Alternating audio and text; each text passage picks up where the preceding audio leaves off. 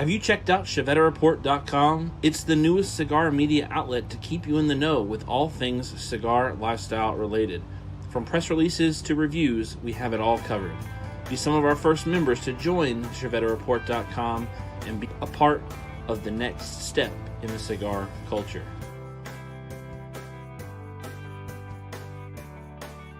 ChevetteReport.com.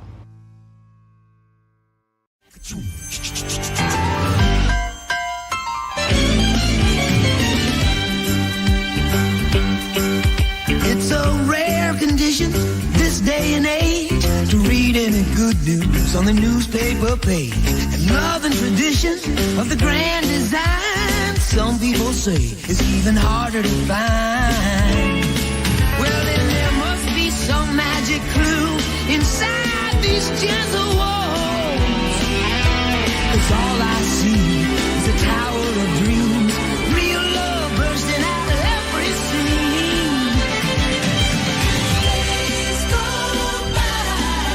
It's the bigger love of the family.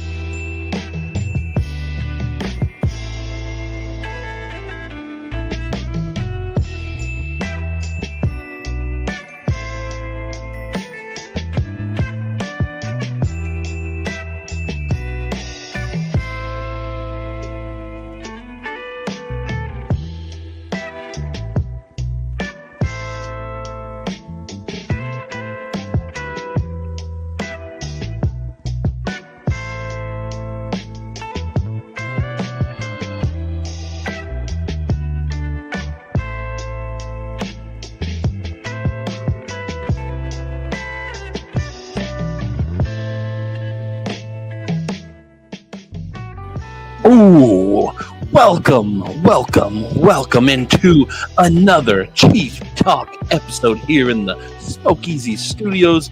We got the music playing, we got the vibes going, we got a whole lot of everything going on this evening. I want to say a big welcome into everybody who is here chatting it up in the comment section before the show even started this evening. But Supremo Tobacco, Charles the Man Adamson, Michael Zakovic, Fireborn. Who else is over here? Ooh, you guys are talking back and forth a lot. Oh, a whole bunch of you guys are going back and forth. Gary Zanstra, welcome in. Cigar Pop, what is going on? John Salas, my man with the plan. Gary Brooks, welcome into the show. Matt Brugger, happy to see you. Now, before we do get going into the show, I do want to say a big thank you to our show sponsors, making sure that we bring you Chief Talk every single week here Thursday nights at TR by Drew Estate Cigar and Natura, making sure that they bring you the greatest quality Thursday night live stream content available to the world, to you, to the cigar smoking federations upon federations. If you will, share this across all of your Facebook groups, especially the AGANORSA Acolytes group, because tonight, Chief Talk Season 7, Episode 22 is the AGANORSA Leaf Takeover. The AGANORSA Leaf Takeover. Chief, what do you mean? What do I mean? We're going to come over here. I'm going to pop my face on, but also, we've got Bob the Cigar Guy and Fabien Ziegler, and then I'm going to pop myself back out over here, bring my camera over here, and I've got the man with the plan, Mr. Dave, coming in hot with AGANORSA Leaf. Gentlemen, welcome into the show. How are you, Fabien? Yo, Dave? we are live here from TR. That's right. I'm with the homies. I'm down with the lingo. We are in TR. I'm Mr. TR. Not to be confused with Mr. 305, Mr. Worldwide. I'm Mr. TR. Not Terrence Riley, Mr. TR. Okay? All right. Actually, here we call it tiara. Tiara. I'm Mr. Tiara. Not the hat thing, but Okay. like you have to draw out the R. Now, Dave, you've R. got to follow up that energy. TR. You've got to come up with something to replicate that. What do you got for us? I'm just a sidekick. Okay, well, that's how I feel most of the time here on my own show as well. I feel like this is not always Chief Talk. It's usually just Bob being run by me on the show here. Before we get into the show any farther, I do want to know, ladies and gentlemen, who are watching from wherever you're It's gonna be watching. fun. What are you smoking? What are you drinking? Bob the Cigar Guy, we'll start off with you, and then Fabian, and then Dave, and then we'll end over here with myself. Bob the Cigar Guy, what are you smoking this I have evening? already started on the Rare Leaf Reserve. Wait a second. AGANORSA Wait a leaf. second. Wait a second. Wait a second. Because I'm Mr. TR. I got something good Oh, for Lord. Bob the Cigar Guy. I hear a I bag. know that Corojo Rare Leaf was good, but I got a cigar Oh, God, doggy. for Bob. God, doggy. Not only it's the size that will That's not as big be as my named. head. Man, it is the 10 by 100. We got a 3-hour show. No pressure. We expect you to smoke it all. All right, there you go. That's what I'm talking about. Okay, so let's start over. Bob, what are you smoking? I'm smoking for about 6 hours. It looks like. Oh my God. All right, so I know that if I don't smoke this now, my friend Fabien is going to say, well, you didn't do my challenge, so I don't have to do your challenge. And I am so looking forward, where's that hot sauce? To the challenge that we're going to be doing tonight. I will, you know what, though? The funny thing about the Lunatic series, because I've never smoked this before, but I've smoked these before. And the price point of it, you would think it's going to be one of these gimmick cigars, which by size, it is kind of gimmicky, but it actually is a solid blend. It actually tastes good. That it is. And sir, just to put it in perspective, what he's holding is 24 tobacco leaves rolled up all into one. It's a 10 by 100. Anyone out there that's watching the show, any of you guys have smoked the 10 by 100? Let us know. We want to know. But here's a little tidbit I'm going to share with you guys about the 10 by 100. It's actually literally smoking 2 cigars all at once. Oh, you want me to take that out? No, for I you? was Okay, all right. giving you Here, on my. oh, you want me to get that ready for you? Okay, all right. There we go. Here, we'll take this because smoking cigars will not give you cancer, but smoking the ribbon at the foot of the cigar will. So we'll take that out. And here we go. Do you have a cutter big enough to cut that? Okay, there you go. All right. Just a little bit off the top. Okay. All right. Okay. And we're ready to go. Now the cool thing is with the cigar is we have double binders. What does that mean? That means that in that cigar, the first half is going to have a Criollo wrapper or Criollo binder, and the second half is going to have a Corojo binder. So in a sense, it's going to switch. So it's not 6 hours of one; it's 2-3 hours of one. Does that make sense? Gilligan Island Okay, was a 3-hour tour. All right, there you go. So You know, there you Dave, we don't even have to do anything on the show anymore. We just Oh wait, there's Yeah, more no, people on the we'll show. I Just, didn't just leave it over there. But and then- wait, there's more. Yeah, they already kissed already. So Right, yeah. It's man love. You know, I should have known. It's just man love. I should have known that you Man were gonna do that. I didn't. I'm still. That's right. suffering. There we go, Michael. The validation in the room is about to be put to the test. Oh, my That's what I'm God. talking about. Michael's a great AGANORSA acolyte. He's a big fan. Yo, Michael, it's good to see you. Let's see if Bob the Cigar Guy can handle the size that will not be named. Oh my God. Yes, I know. Okay. Michael Zakvik's a great supporter of Chief Talk. He's here every single week, making Oh. sure that the vibes are on, making sure that the chat is popping and going. He doesn't let the chat go dead. He gets it going. So we definitely appreciate Michael Zakvik, along with everybody else.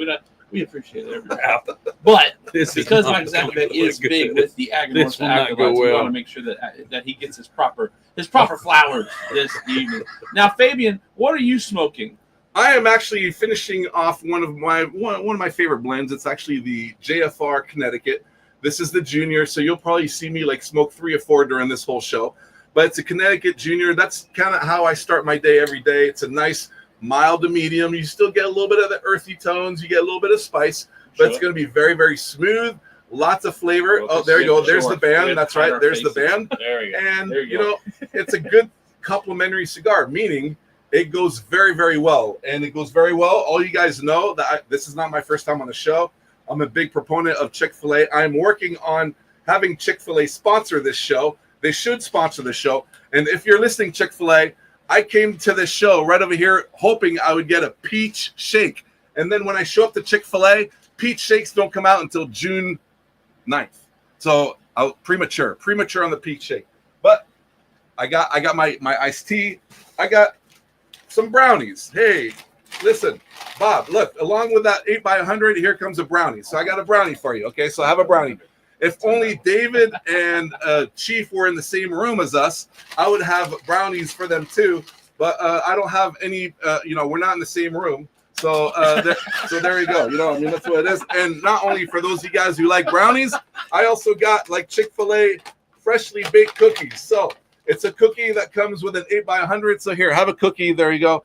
And what I always say is you always eat desserts in two. You know why? Because it's like a double negative. They cancel each other out. So always make sure you get one for now and one for later. They cancel each other out. So it's like you never had breakfast or you never had dinner. So this lunatic's a double negative too, because this big old lighter is now out of fuel. Oh. It takes 2 lighters to light this dang cigar. Yes, there you go. There you go. Yeah. Now I do want to say I did learn about the Chick-fil-A not having.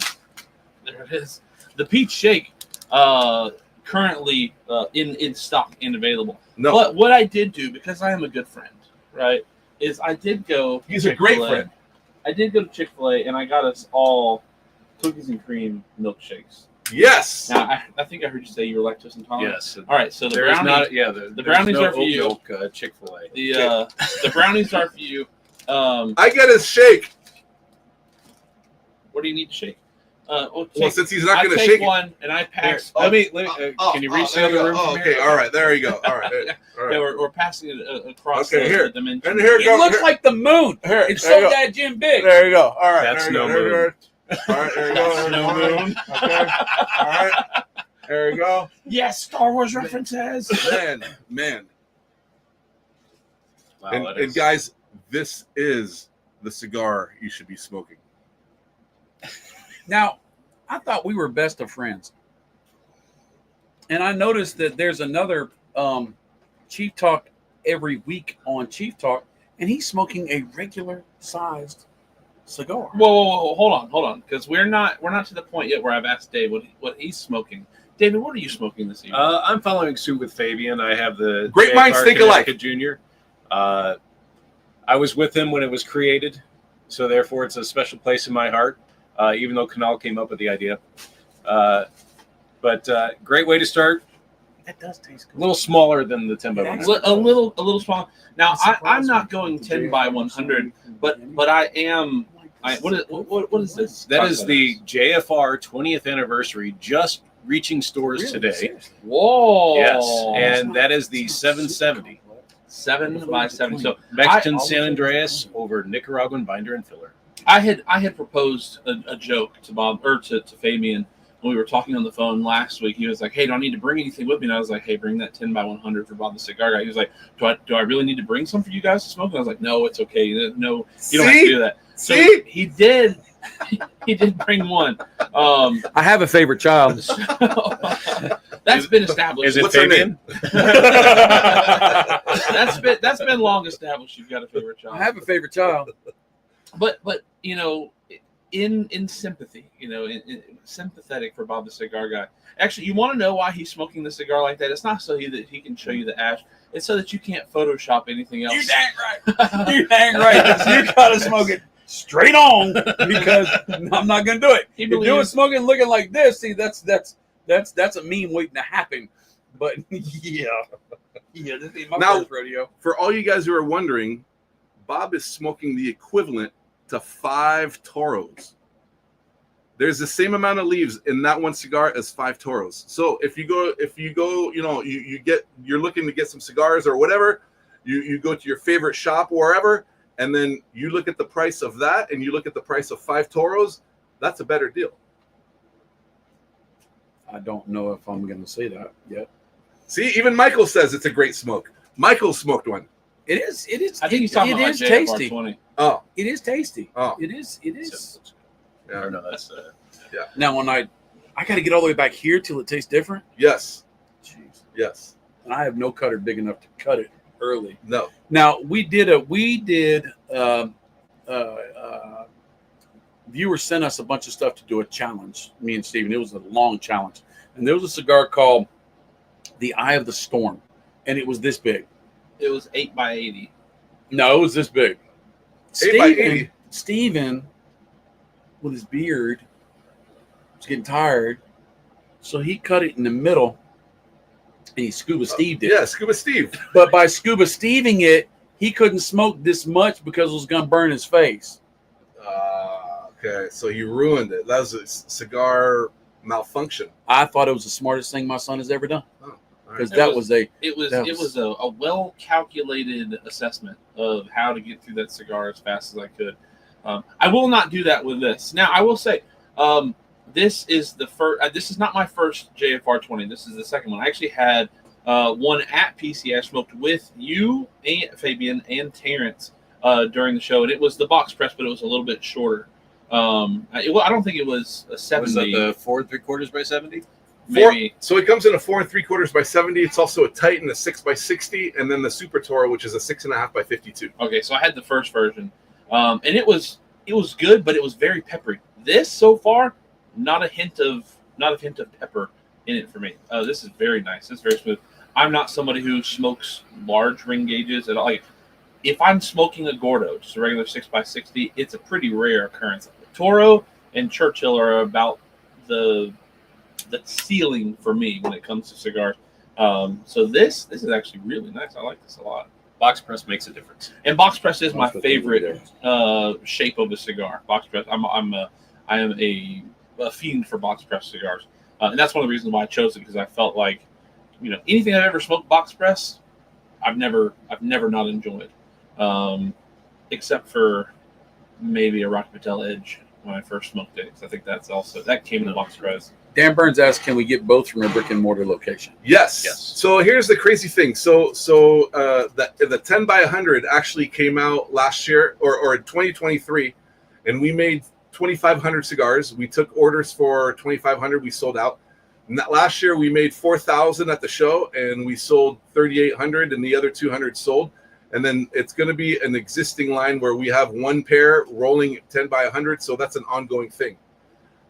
The JFR 20th literally just got shipped out of our factory or our offices in Miami on Tuesday. So it is hitting stores as we speak. I was just in a store earlier today in South Carolina, and the UPS driver just dropped off the package. So wherever you are, probably in the Midwest, it's going to start hitting the stores on Friday. And then on the West Coast, it's going to hit the stores on Monday and Tuesday of next week. But JFR 20th is here to stay. You go over there to your closest brick and mortar store, your favorite brick and mortar store, and then you get them and you enjoy them. So, yeah. Now, we all know who Fabien is, right? But Dave, you are the regional rep. You are a regional rep for AGANORSA, right? Correct. What territories do you cover? I cover North and South Carolina, Virginia, and West Virginia. Okay, so there are a handful of people that watch the show who are either in that region or close to that region. So, how was it feeling being at an event today and seeing this brand new product roll in at the same time? Was that kind of a cool, surreal feeling? It's always kind of exciting because as soon as you put it out, people start going after it, and it's great to. It's always great to announce a new cigar like that at an event for sure. That's neat. And then Great to see the vibe. you guys have been running events every day for the last week, right? I mean, you guys are burning the Carolinas up. Fabien, how is this is the first time that you've had to tour the Carolinas in the industry, right? No. If I was in a different country, I would say, au contraire, mon frère. I've been here a couple times. That means on the contrary, my friend. Yes, it does. There you go. I was actually, in my prior life, when I was in my other company, I toured the Carolinas a couple times. Or one time with Ray, then a couple times with my brother from another mother, Will, the Thrill, Chill. With them in Philly. Yeah, and then I've been with David a couple times also. So this is probably the last time I'll be with David. We're ongoing feud right now. I don't want to really talk about it.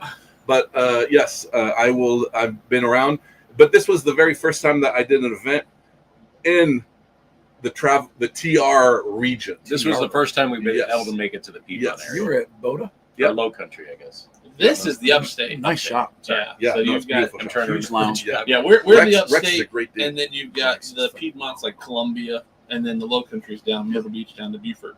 Yeah. Which you So guys are going to. We're actually hitting all three. So yeah. Awesome. That's really cool. Now we did have somebody in the comments say, anyone had the JFR 20th? Wait, you mean one of these? Oh, yes. I currently smoke. This is actually my second one, and this one's smoking. Surprisingly to me, I'm enjoying the 7x70 more than it did the 4 1/4 by 70. 4 3/4. The 4 3/4 by 70 Would is you like to definitely trade? spicier, I think. You want to trade? Hey, Chief, you want to trade? No, I'd rather not swap spit. I can recut it. I'd hate for you to miss out on that experience, Bum Cigar Guy. That to me seems like an experience that you've really got to experience in full. And while you've experienced about 10 minutes of the cigar into the first 6 hours, I think you really need to see it through. I think you need to see it from start to finish to really have an appreciation for all of the tobacco that went into that cigar. We're somebody, Bob, you and I are somebody who say, honestly, let's try not to waste our cigars and just smoke your cigars unless it's just unsmokable. It's really not treating you right. Smoke your cigar down. And maybe the transitions will hit. You've got 5 cigars to smoke there, so you've got to kind of put your money where your mouth is. You're right. You've got to see it through. I'm a fast smoker, and I'm sitting there going, I have to smoke this thing down, and I'm sitting here going, I'm feeling good now. Pause. How am I feeling all here? Things because the AGANORSA Leaf YouTube channel is currently watching. Oh, damn. Well, Terrence, Mr. TR is in the house. That's right, Mr. TR, because I'm with the locals and I know what's going on. Mr. TR. That's right, I'm Mr. TR. So, yes, good to see you. Now, I got your back, Bob. I got your back. I've spent a little bit of time with Steven. I spent a little bit of time with Bob. And Steven, I'm sorry to say, but your dad's is a lot bigger than yours. Well, there's a video on my phone that I can show everybody. They're both much darker than I would have expected them to be. I'm just saying. It's not always about the size. Sometimes it's about the smoke output too, right? So Chief is saying that I'm all showing he's all bro. Sabian Flo is convinced that Bob the Cigar Guy's face is more red than usual. I don't know. It might be the sun that you got over the weekend. Michael Zakabek has a question for you, David, here. It says, you need to answer the question, Team Green or the other one? Well, I do have to say, I have a green car. I have green shoes. I have the green hat. So I got to say I'm Team Green. I'm Team Green as well. Yes. Green is my favorite color. As you can see, green ashtray, green lighter, green shirts. Got green on my pants. I got green shoes on, green lighter, green travel humidor. All my stuff's green. Green's my favorite color. So that was no debate. Whether it had been Fabien or Terrence or whoever, if it had been you, I'd have been Team Green. Because I'm just Team Green. I do have to fully disclose. Green is my favorite color as well. So, yeah. Look at that, we're bonding already. Yeah. Star Wars. We've got Green. So somebody must have been asking for Matt Brugger said, who's the rep from Minnesota? The AGANORSA Leaf account is already taking care of it. Fireborn says, the boss is here. Everybody look busy. Khaki Man in the house. AGANORSA Leaf says, stop judging. Look, there's, we're all winners. When you've got AGANORSA in your mouth, what else could you be, happy with? Michael Zakavec says, preach the gospel of AGANORSA. That's why we're here. Jeremy Smith says, dirty jokes make Bob blush. Miss you, Fabien. Miss you too, Jeremy. Miss you too. Actually, I think that cigar is making Bob blush. I think it was the whole comment about Fabien judging bigger between my father and myself. Definitely. Now, I will say I've got a picture. Dad's got a picture on his phone where I'm holding a much bigger stick than that. Let me sit this down real quick on the desk so you can so I can actually show you the picture. Oh yes, there we go. I was gonna say earlier when Fabien tossed the cellophane of it, it actually made an audible sound on the ground. it was like that's 5 cigars with the cellophane at the same time dropping on the ground. Fireborn says I could go Team Green, but then we'd both be wrong. Oh, what? There's a Terrence sympathizer in the room. What? There you go. Now, when I see that picture, do you guys all see the same thing as I see? I see a good-looking man wearing a skirt. That's what I see. I'm a good-looking man. No, in a skirt. It was funny. Fabien was trying to educate the masses on why is it either a skirt or a kilt. We won't go into that tonight. If you want to know the difference, hit up Fabien Ziegler in his DMs, either on Smoke with Fabien Smokes on Instagram or Fabien Ziegler on Facebook. He will happily let you know and give you photo evidence of both. Actually, just one. The Kilt. Gary Brooks says, TikTok Bob, you got 2 hours and 15 minutes to get it done.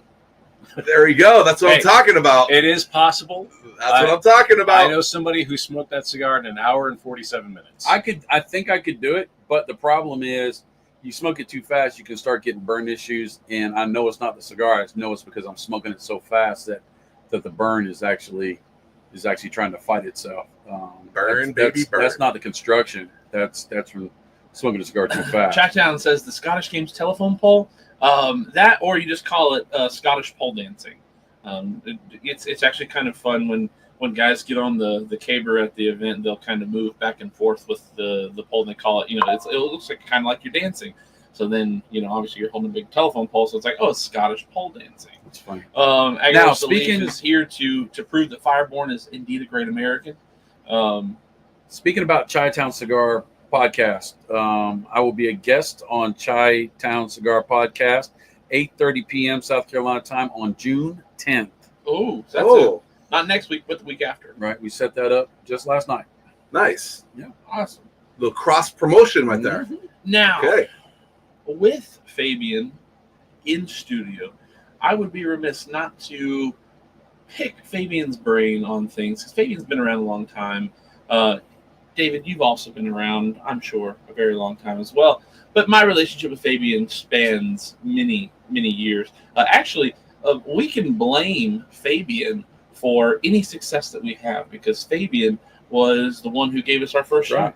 He was the one who he kind of really set a lot of this in motion to be able to have what we have now. And Fabien, since PCA, we have talked about PCA interviews and things that have gone on. We are now done with our PCA interviews.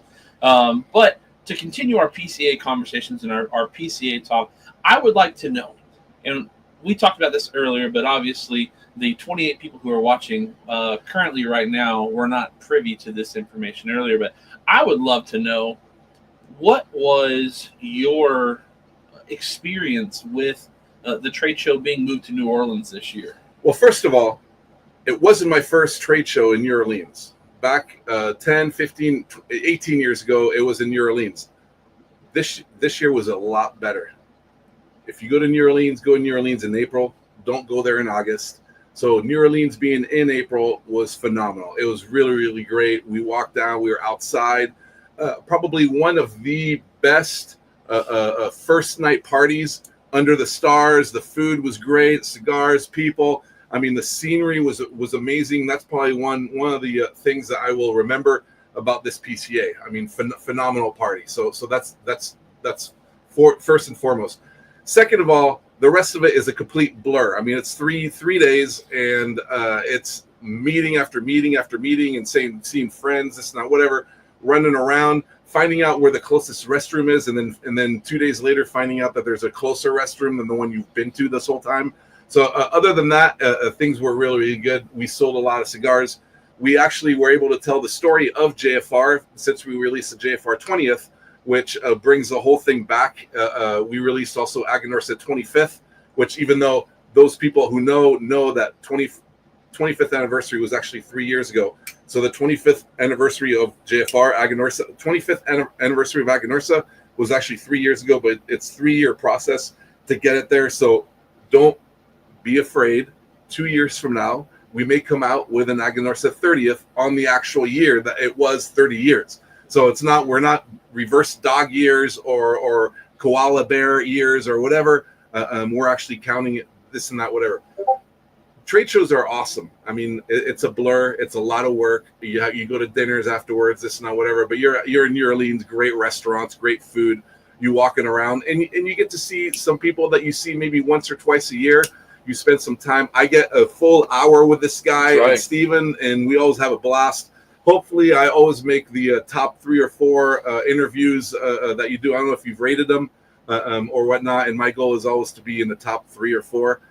Maybe once, one time I'll end up being number 1. I don't know what I got to do to become number 1 on that. So smaller cigars. Spoiler alert there. We actually talked about our favorite.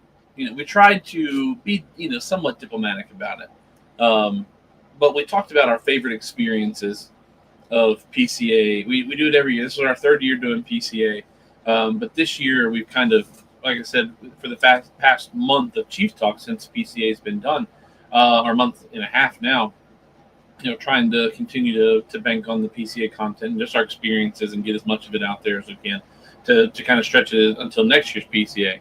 But Bob, I did ask him last week. I said, rank, what were your top 3, favorite things from PCA?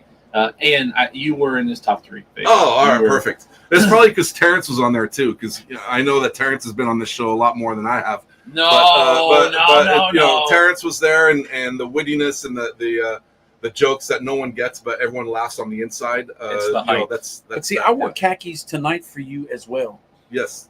Khakis, no shirt. khaki shirts. Yes. Khaki shorts. Okay. Close as I get. There you go. Yes. But and I gotta say, the whole Terrence before Fabien thing, I can't take any credit for that, because Chief, this is his baby and he chooses who he has on, and he said so. All the credit goes to Chief for setting the hierarchy of the AGANORSA awesomeness. Did you hear the bus beeping as he? Yeah, that was definitely a backup. So what I heard was Fabien is always on Bob the Cigar Talk. Bob the Cigar Guy, Fabien. All right, there you go. And then Terrence is going to be on Chief Talk. Okay, that's what I heard. Okay, all right. Look, I'm a winner regardless. I have now been. Fabien and Terrence have both exposed themselves to me this year. Whoa! Speaking about this big cigar, just like Will McFall doesn't worry about HR here on the channel, we don't worry about HR either. I'm kind of like chief head cook and bottle washer and all that kind of stuff. So I'll report to my own office tomorrow. Now, David, this is not the first time I've met you, right? I've met you at the last 2 PCAs, actually maybe the last 3 PCAs. I think I met you at the very first PCA that we went to 2 years ago or 3 years ago in Vegas. Yeah. But is your stint with AGANORSA been your entire stint in the tobacco industry, or is this where you're at now? That's where I'm at now. Okay. I've been in the industry since 2002. Okay. So started in retail. Years? Yeah, started in retail and working the Carolinas since 2006. Nice. So you've been here for 19 years doing that. That's dope. Math is kicking in. I know, man. Numbers. Man. Thank you. Sorry, we tapped in my inner Rain Man over here. Well, when you're the #1 punter in college football, you need to know exactly how far to punt the ball so it lands on the 2-yard line. Not too many people know, but there's one championship winner on this whole show, and it is my man Steven over here. There is a national champion in this room. There is a national champion. It is Steven. Now punter counts. He's part of the team. But yeah, he is a national winner. So yes. But I get part of that because I consider Steven to be part of my early life swim team. Oh, okay. All right. There you go. Because he was the fastest swimmer. And so if he didn't swim fast, he wouldn't be able to get that ring. So that ring He was the fastest swimmer in 36 miles. Okay, 36 miles, man. That was a quick. That didn't tire you out. Okay, all right, good to know. All right, it was about you got stamina. Steven's got stamina. It's about 3.5-inch long swim.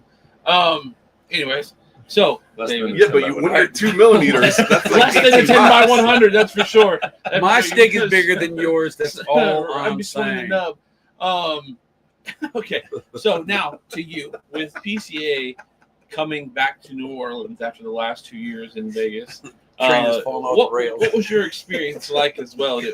We were talking earlier before the show about how I kind of went into PCA going to New Orleans with just this really bad vision of what it was like. Everything was more expensive. It seemed like the distances between everything was farther from being able to do everything.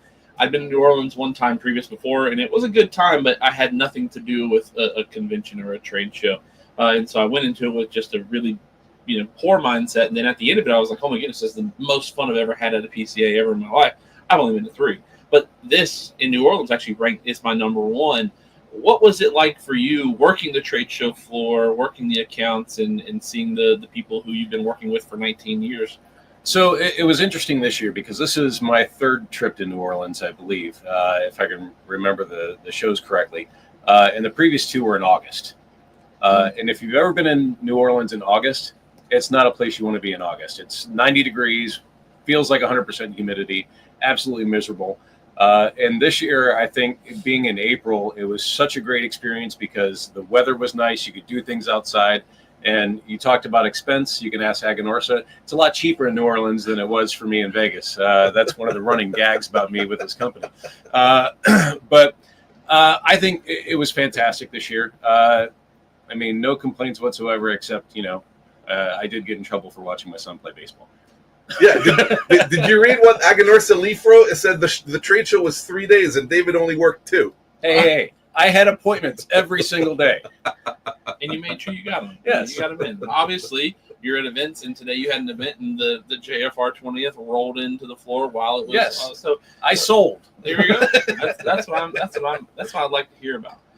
We won't talk about sporting events much because we do have a non-Premier League winner over there and a Premier League winner over here. That's right.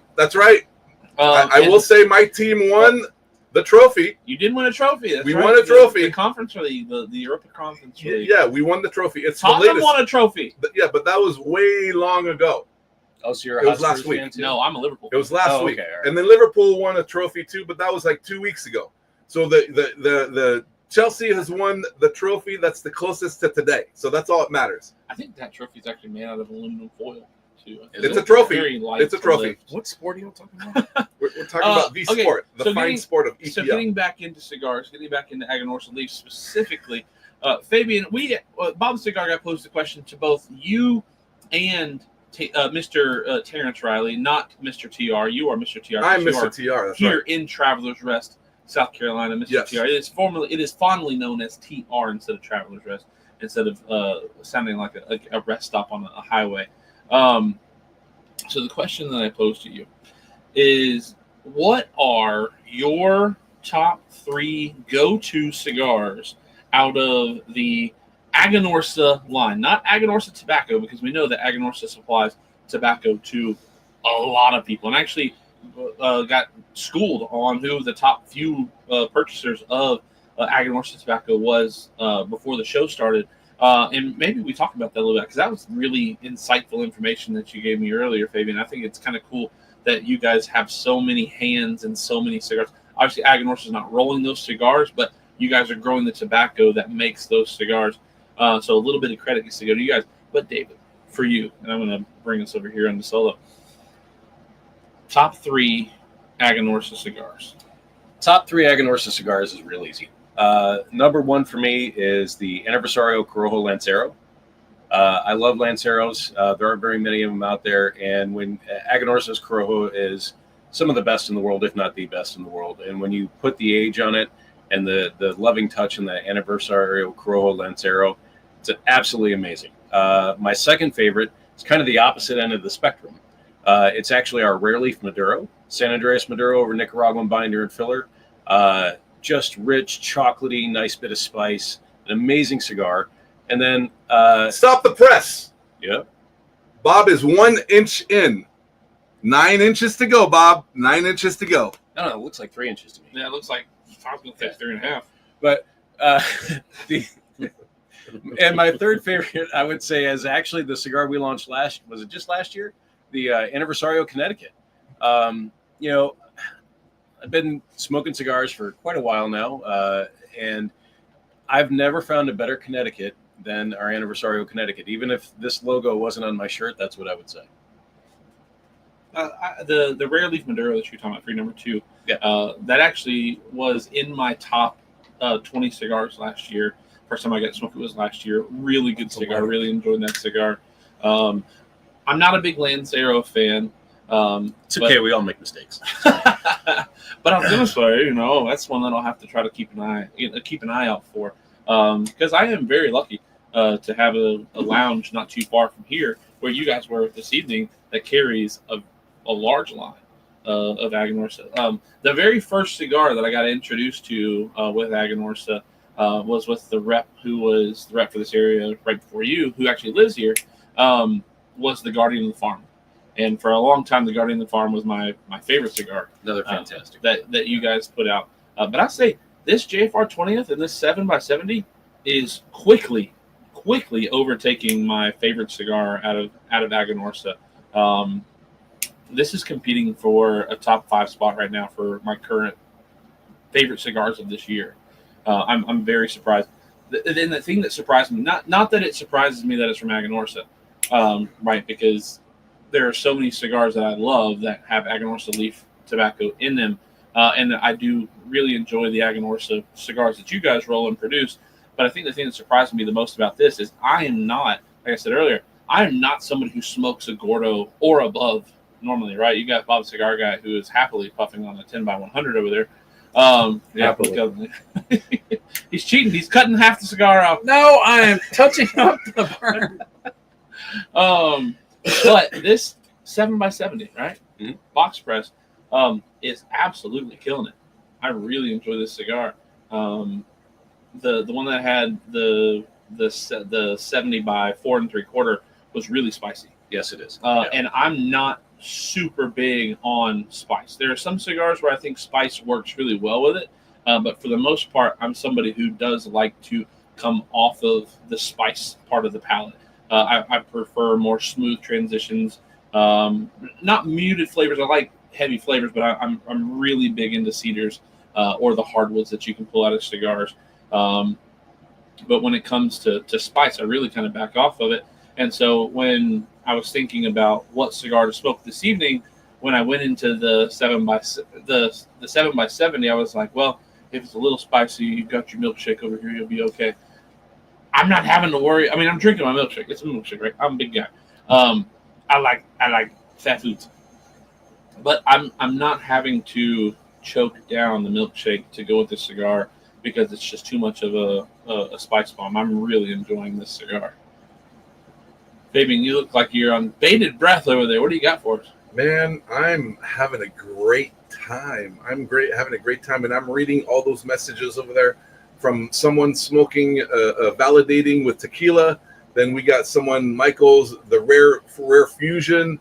We got another gentleman who loves the rare leaf Maduro. I mean, there's a lot of AGANORSA flexing, a lot of AGANORSA love going on here. I just love it. Yeah, we sold a box of cigars, and then there's one guy who's smoking the AGANORSA 25th, and he's drinking lemonade. So that's a perfect combination. Perfect pair.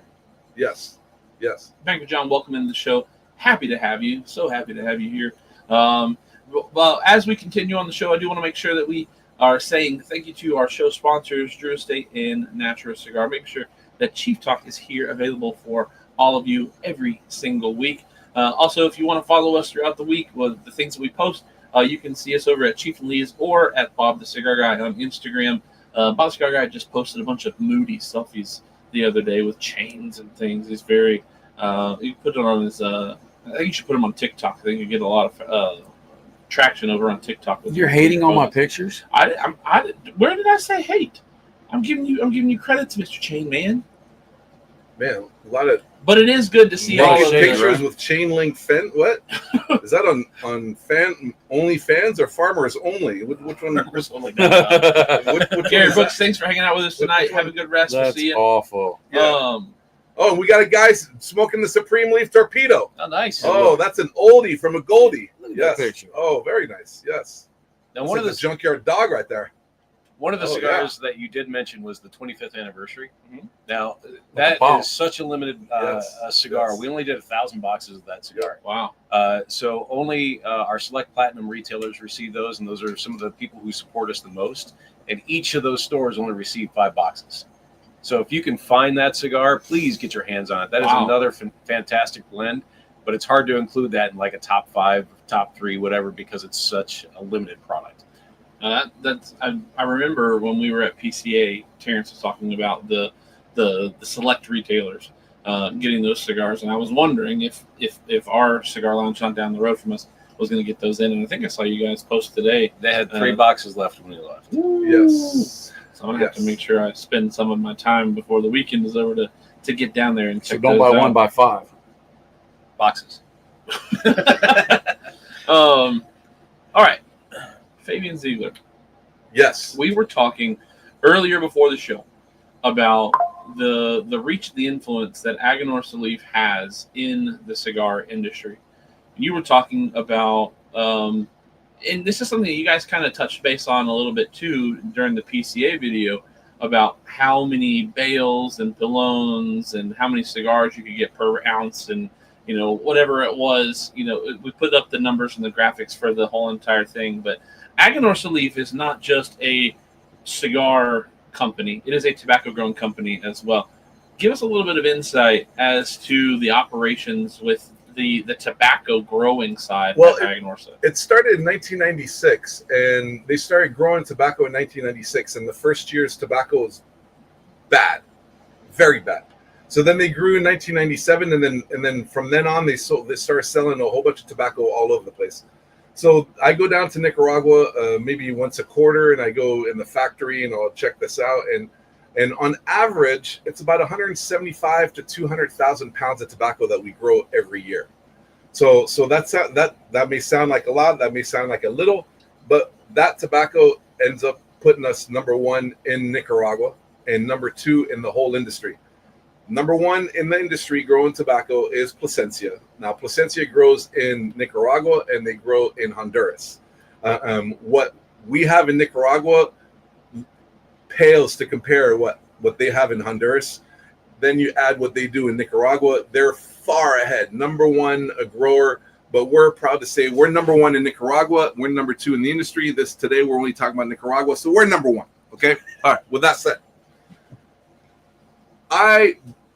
there's a magazine that publishes top 25 every year, Cigar Aficionado, and a lot of people like Cigar Aficionado. A lot of people don't like Cigar Aficionado.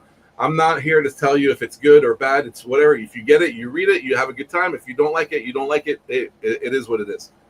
But every year they do a top 25 list, and many people have contacted me. I never really pay attention to the top 25, but they're like, yay, where's the AGANORSA? AGANORSA didn't have a single cigar in the top 25 this year or last year, which we didn't. But we had AGANORSA tobacco in 10 of those cigars. That's kind of cool. So it is kind of cool, right? You go into stores, I do a little events, I do little Fuma tastings, which I think we did a Fuma tasting last year at the PCA, which is very cool, where we try each individual cigars, every individual leaf by itself and whatnot, and it's a good concept because you're building your blend and you're realizing why you like a certain type and why you don't like a certain type. But I start every Fuma tasting with who's smoked AGANORSA cigars. Now, depending on what store it is, maybe it's a strong AGANORSA cigar, or maybe we're launching AGANORSA in that cigar store. So sometimes I have one or two guys. There's a room of 20 to 30 people, and I have one or two guys that raise their hands. So I'm like, all right, let's start all over again. Who smoked AGANORSA tobacco? And those same two people raise their hands, and I'm like, all right, well, let's raise your hand game, okay? AGANORSA sells a lot of tobacco, and let's go through a few of those brands. And you out there watching this show, will raise your hand and we'll see. I know some of you guys have smoked AGANORSA cigars before, and I know maybe there's a few guys who live under a rock and they haven't smoked AGANORSA before. But I'm pretty damn sure that you smoked AGANORSA tobacco. Now, why do I say that? I say that because Altadis USA is our number one purchaser of our tobacco. So if you've ever smoked a Romeo and Julieta, a Monte Cristo, H. Upmann, David actually used to work for Altadis, so he can name all 83 brands Altadis sells. If you've ever tried an Altadis product that says Nicaraguan tobacco, well, welcome to AGANORSA. You smoked AGANORSA tobacco. All right? And I usually get 4, 5, 8 hands up. All right, who smoked Drew Estate? Now, Drew Estate is strong. It's the number one selling company right now. It has been for maybe the last decade, 8, 9 years, whatever. I helped it grow. This is how I did my little part in You worked at Drew Estate? I worked at Drew Estate for 20 years. Yes, it was a blur. I had a great time over there. I learned a lot, and then I got the crap out. But anyways, you smoke Drew Estate cigars, whether it's the Acid, whether it's a Herrera, whether it's Liga. Hey, you've smoked AGANORSA tobacco. All right, so I get more now. Sometimes I get about half of the people. Here comes the shocking ones. The shocking ones are, if you smoke J.C. Newman Brickhouse or Fuente, welcome to the AGANORSA. Yes, we've been selling those guys our tobacco for a long, long time. And there's another 2/3 of the people. So I'm like, all right, I got one more, and I'm going to get everyone with that one. If you've ever smoked any Padron. Oh, what? Wait a second. Padron grows their own tobacco. Well, they do. But the fact of the matter is every year we've been selling Padron either binder or wrapper, which they use for their beautiful cigars. And by that time, every single person's raised their hand because in the last 20 some years, 30 years, someone has at least smoked one of those 4 companies. So now, you know, what do I say? I say, cut the middleman out and join us at AGANORSA. Just go straight to the source. You're going to smoke the same beautiful cigar, the same beautiful tobacco, blends, I mean, Criollo 98. And on top of that, we make a lot of Illusiones. We make a lot of Warp cigars. We make a lot of Viaje cigars. We make a few for Gurkha. We used to make a couple for Foundation, which one of those blends was very sought after and came back. And one of us on the panel is smoking that blend. You know, well, you have to guess who's smoking that blend and what that name of that cigar is. I'm not going to say it, but it's back. So in full circle, you have smoked AGANORSA tobacco for a very, very long time. Well, I'm like smoking like 6 manufactured cigars right now, right? You're smoking 5 Toros right now. Yeah, you're about 2/3 from your first Toro. So now you're about to start your second Toro. I was gonna say, you know, as you're talking about that with the, as the, you know, raise your hand if you smoked AGANORSA, and you got 2 people who raise their hand, and then you've got, you know, okay, if you've smoked this and if you smoked that, and then at the end, everybody's hands are raised up. You know, it's kind of cool. I kind of think that when I hear you talking about that, and it's funny how it just kind of came up a few minutes ago, how we had said, you know, I had my Stogie's sister. Hello. I had my my national championship ring, and Bob the Cigar Guy gets a little credit for that. That's kind of the same thing with AGANORSA, though. Is like, yeah, Bob the Cigar Guy didn't, you know, put in any of the sweat equity to get the national championship ring, but There may have been sweat. well, okay. Listen, I'm holding down the milkshake. I'm holding it down really well right now, David. Hold on. Okay. Hold on. Okay. You But started it. but but AGANORSA, you know, kind of sort of can do the same thing.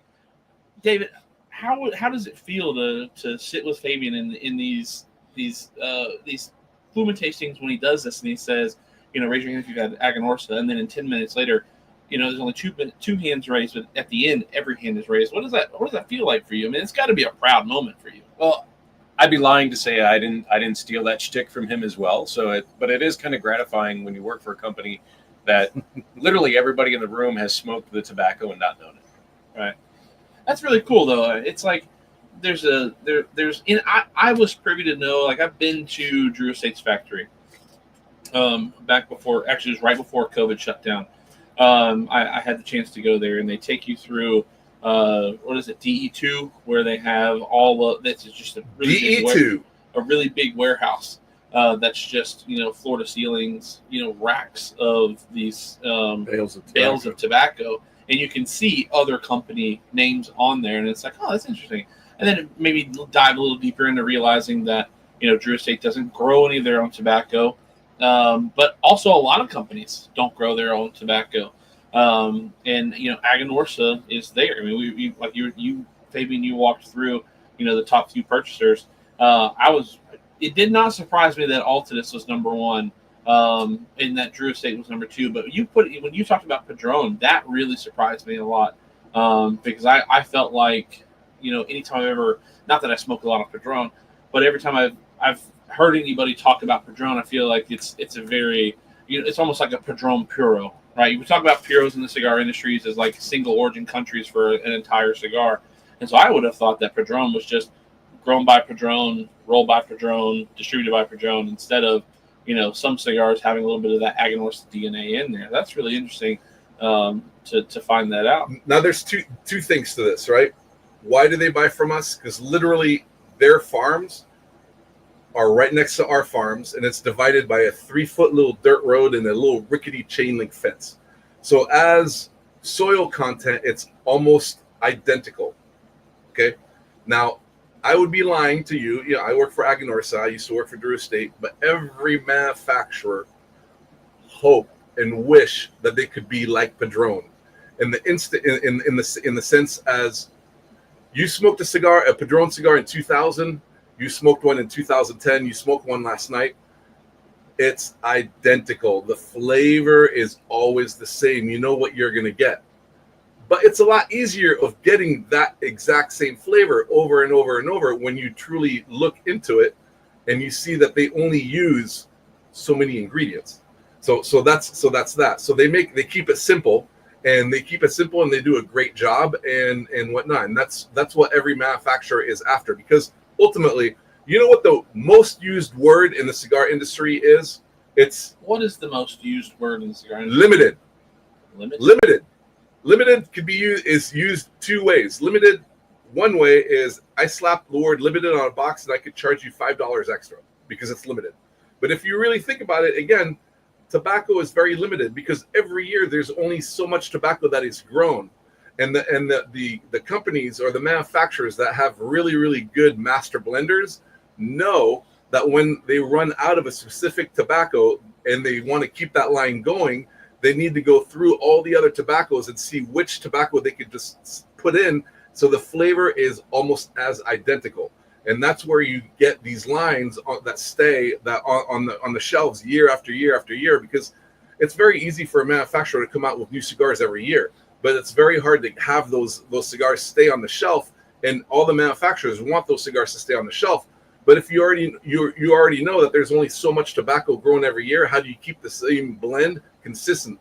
You keep the same blend consistent by using the same ingredients, and hopefully the soil where the plants or the tobacco plants are grown is kept very well, and the same kind of nutrients come out from those plants, and that's where you get the same type of tobacco. Now, something I always share with everyone, you all heard about the food pyramid, right? There's also a tobacco pyramid. And in the tobacco pyramid, you have the bottom base, which is all the cigar smokers. That's the biggest group. There's a lot of cigar smokers out there. Right above the cigar smokers, you have the distributors and the stores, right? There's a lot of cigar smokers that go to, there's a smaller amount of stores and distributors. Above that are brands. There's lesser amounts of brands than there are cigar stores, okay? All right. Now, above the brands are the manufacturers. Not all brands are made in their own manufacturing plant. There's a lot of private lines. I'll give you a perfect example. One of the most famous private lines for many, many years was Ashton. Ashton in the 2000s, 2010s. Now, unfortunately, they've gone down a little bit, but it was a very strong brand, and Ashton didn't make a single cigar. All Ashton cigars are made by Fuente. So there's a lot of brands that are made by manufacturers, so there's a little less manufacturers. And at the very tip of the pyramid are the farmers. There's so many less farmers than manufacturers. Now, for us, we're fully vertical. We have all the way from farming all the way up to distributing to selling to the retailers and distributors. So we're fully vertical. There are very few companies that are fully vertical. There is a lot more brands than manufacturers than farmers. There's like some weird statistic that like 92% of all Nicaraguan tobacco is grown by 4 farmers.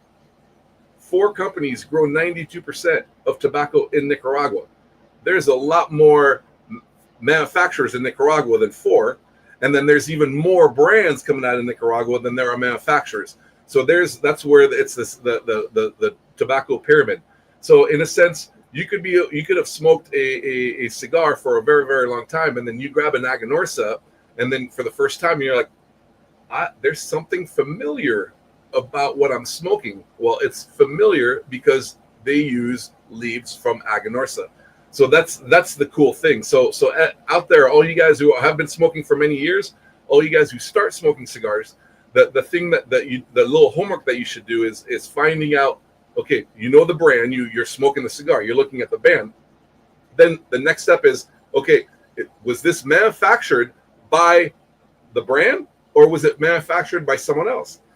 And if it's manufactured by someone else, most likely you might like other brands that manufacturer is making. Perfect example. Someone smokes Illusion for many, many years, and I go into a store and I'm like, oh, you've smoked AGANORSA cigars before? AGANORSA tobacco? It's like, no, I smoke Illusion. Well, we make Illusion. So in a sense, you're smoking AGANORSA tobacco, AGANORSA cigars. So it's that type of thing, and you will soon see, or you will be more knowledgeable next time you go into your store. When you're asking, instead of asking for what's new cigar, you can say what's the new cigar from XYZ, knowing that you like what XYZ makes. So Dropping knowledge bombs. what I want to do is I want to open up the chat to because we've got a lot of people who are watching. I want to open up the chat to be able to ask some questions, and we'll run through those questions as they come through. But before we do that, or as we allow those questions to come in, Fabien, I'll have a question for you. Okay. And then we'll allow the questions to come in. Bob the Cigar Guy he's not zoned out. He was just intently listening to what Fabien was having to say. One of the things that Bob the Cigar Guy does is he sucks up the information so that he can have the information for a later date. So no, he was not spaced out. He was not tripping on the vitamin and Dan Burns. He was Bob faced. I actually noticed it. I was like, Bob is like a sponge. I was trying to think of a way to say hey man, you kind of look like a whale on the beach right now. It's like smile or something. He did actually ash. He did. He did. He did. I think he cut a little bit over there and relit too. I have not yet. So before the questions start coming in, if any of the questions come in, hopefully we'll have some questions come in. But Fabien, I've had the pleasure of knowing you for many years now. I think the first time that we actually met in person was 2017. So we are slowly coming up on a 10-year friend anniversary. We're going to have to celebrate or do something. We are. Hold on. We got a very interesting question here. Oh. What cigar pairs the best with Malort? None of them. That would be, nothing. The one when you don't want to taste a cigar. So Rocky Patel, Gurkha. It's the pine salt infused cigar. Right. So Fabien, because I've known you for so long, I've had the privilege of being able to sit and talk with you many times, hang out with you.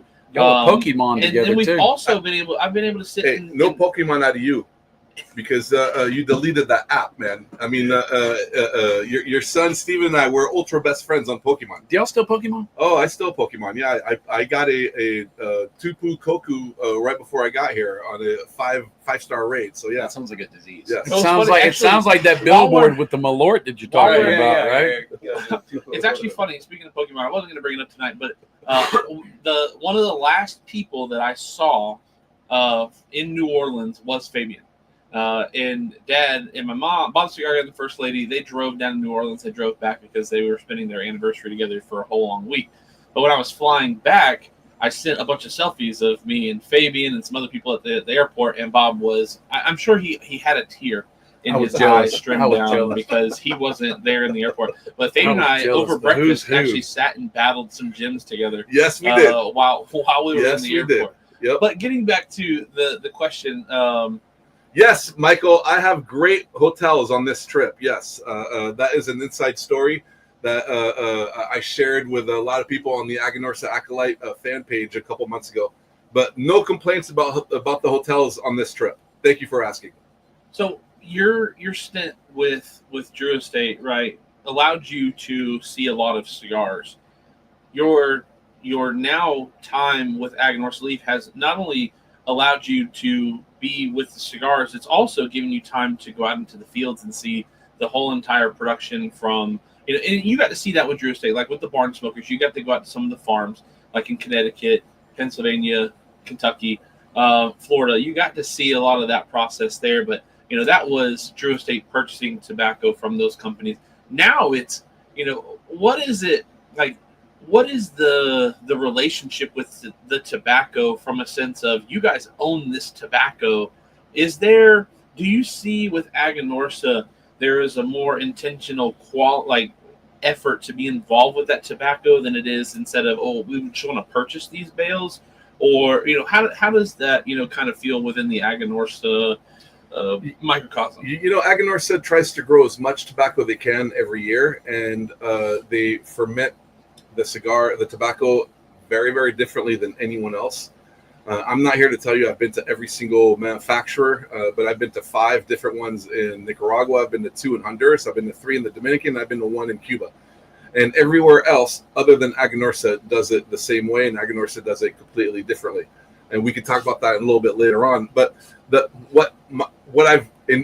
first of all, I came from, most of you guys know, I was undercover security at Disneyland for 10 years before I got in this industry. And before I got in this industry, I smoked one cigar in my whole entire life. So when I got in this industry, I had a 50-50 chance of lighting the wrong end if you gave me a pre-cut cigar, so the first 6 months. So I learned tremendously from Jonathan, Mike Salucci, Ricky D. Ardito, like all those guys. I learned, and I was kind of like what Bob's doing, which is I was soaking in the information, and I wasn't necessarily repeating exactly what they're saying. I was just putting it in my own words, right? So I was telling the story.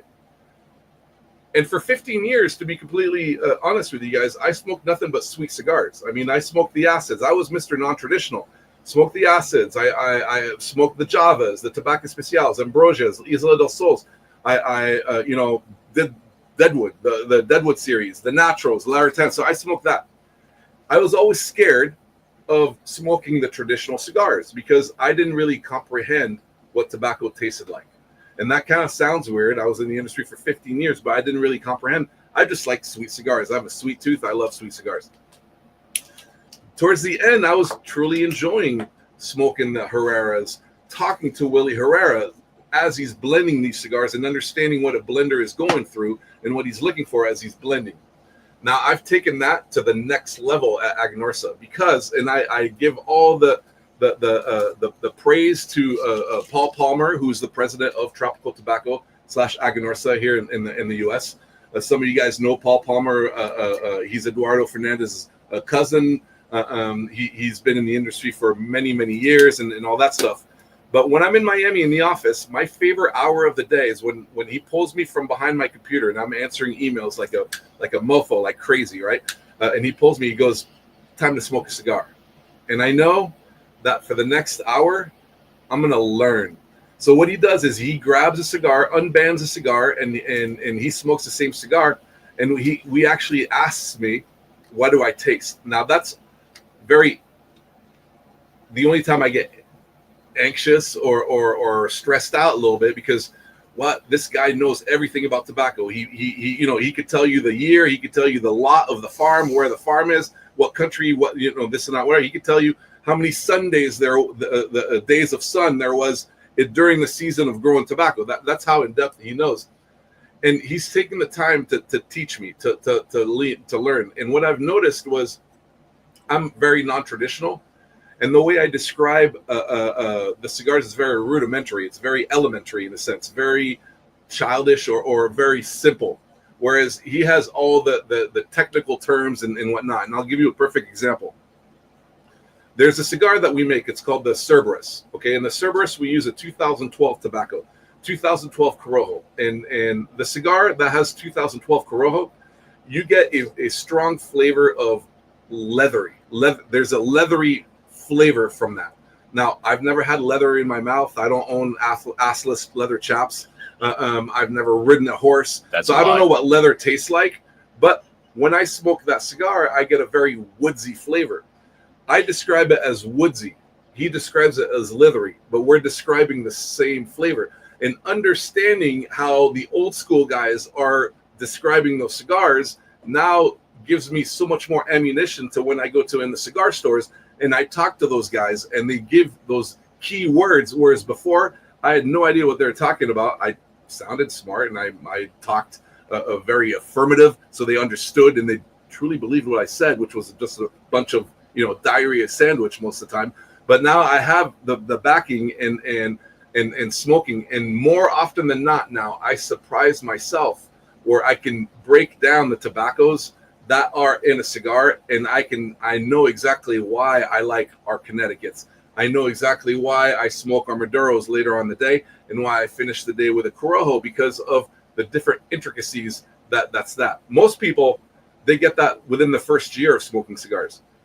It's taken me 20 some years, but all the props goes to Paul for actually giving me the time and describing it. So at AGANORSA, we do it the old-fashioned way, the old Cuban way.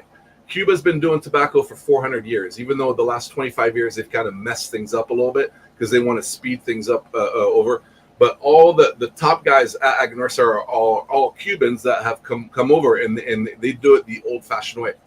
What do I mean by that? Is our fermentation process is 2 years, whereas every other manufacturer, I don't care.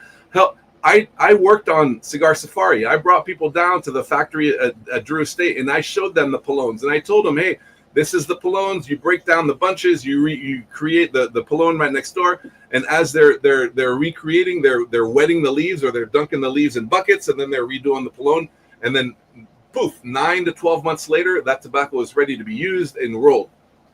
At AGANORSA, if we were to go on my magical bus and I take you to the factory, we have the same beautiful Palones, and I show you the same breakdown, and I go, poof, 2 years. It takes 2 years for this tobacco to ferment. Why?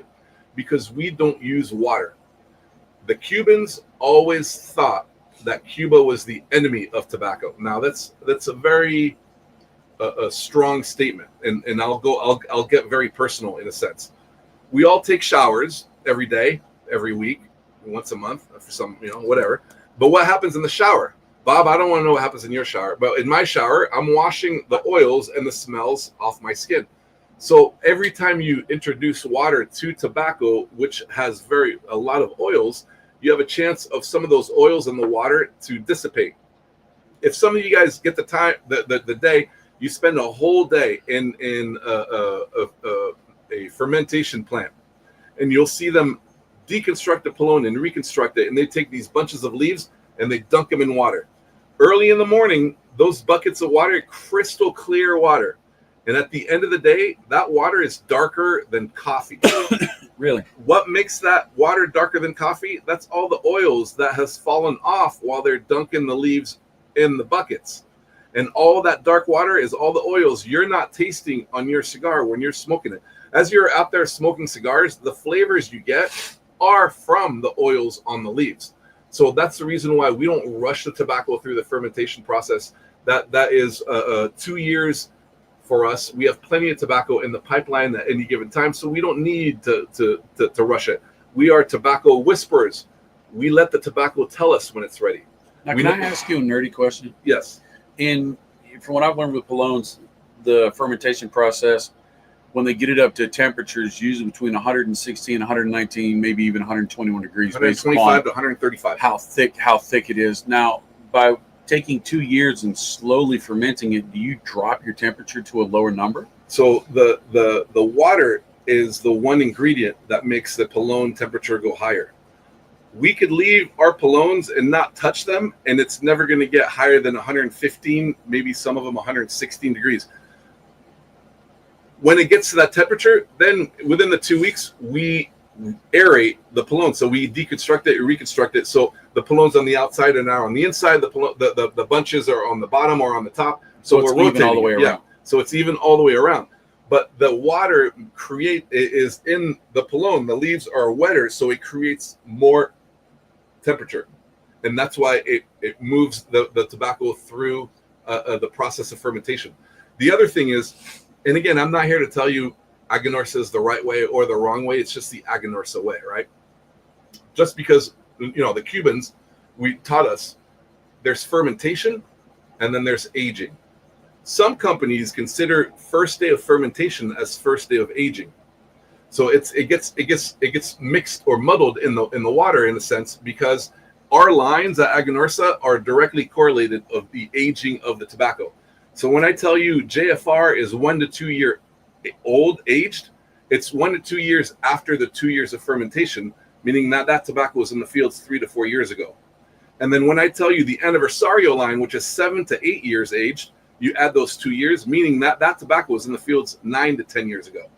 So day one of aging is the very first day we take it out of the Palones, the fermentation process. No, that's in the cold room. And that's just in the aging so before process. It's even rolled, before it's even rolled. Yes, it's aged before it's rolled. Okay. Because when the tobacco is then used and the cigars are rolled, then they get put at AGANORSA. It's 60 days in the cool room. Every manufacturer has different variation. I've heard as little as 30 days, and I've heard as most as 120 days. AGANORSA, it's 60 days in the cool room, and that just lets the tobacco marinate within itself. And then after the 60 days, those cigars are ready to be banded, boxed, and then shipped up and then sold. So the cigars are not necessarily, the tobacco is not necessarily aged in the cigar. it's aged in the leaf, in the clones. I know you kind of you hinted at it at the end of talking about the watering or not adding the water that other companies do. And I was going to ask before you answered it, really, but I was going to say my question was, or my statement was going to be is like, I feel like AGANORSA doesn't have to do it that way because they're in control, like you said, that vertical integration process of growing the tobacco. Like they don't have to worry about how much am I going to be able to order from AGANORSA this year or next year or for the next few years, however long they order the tobacco for.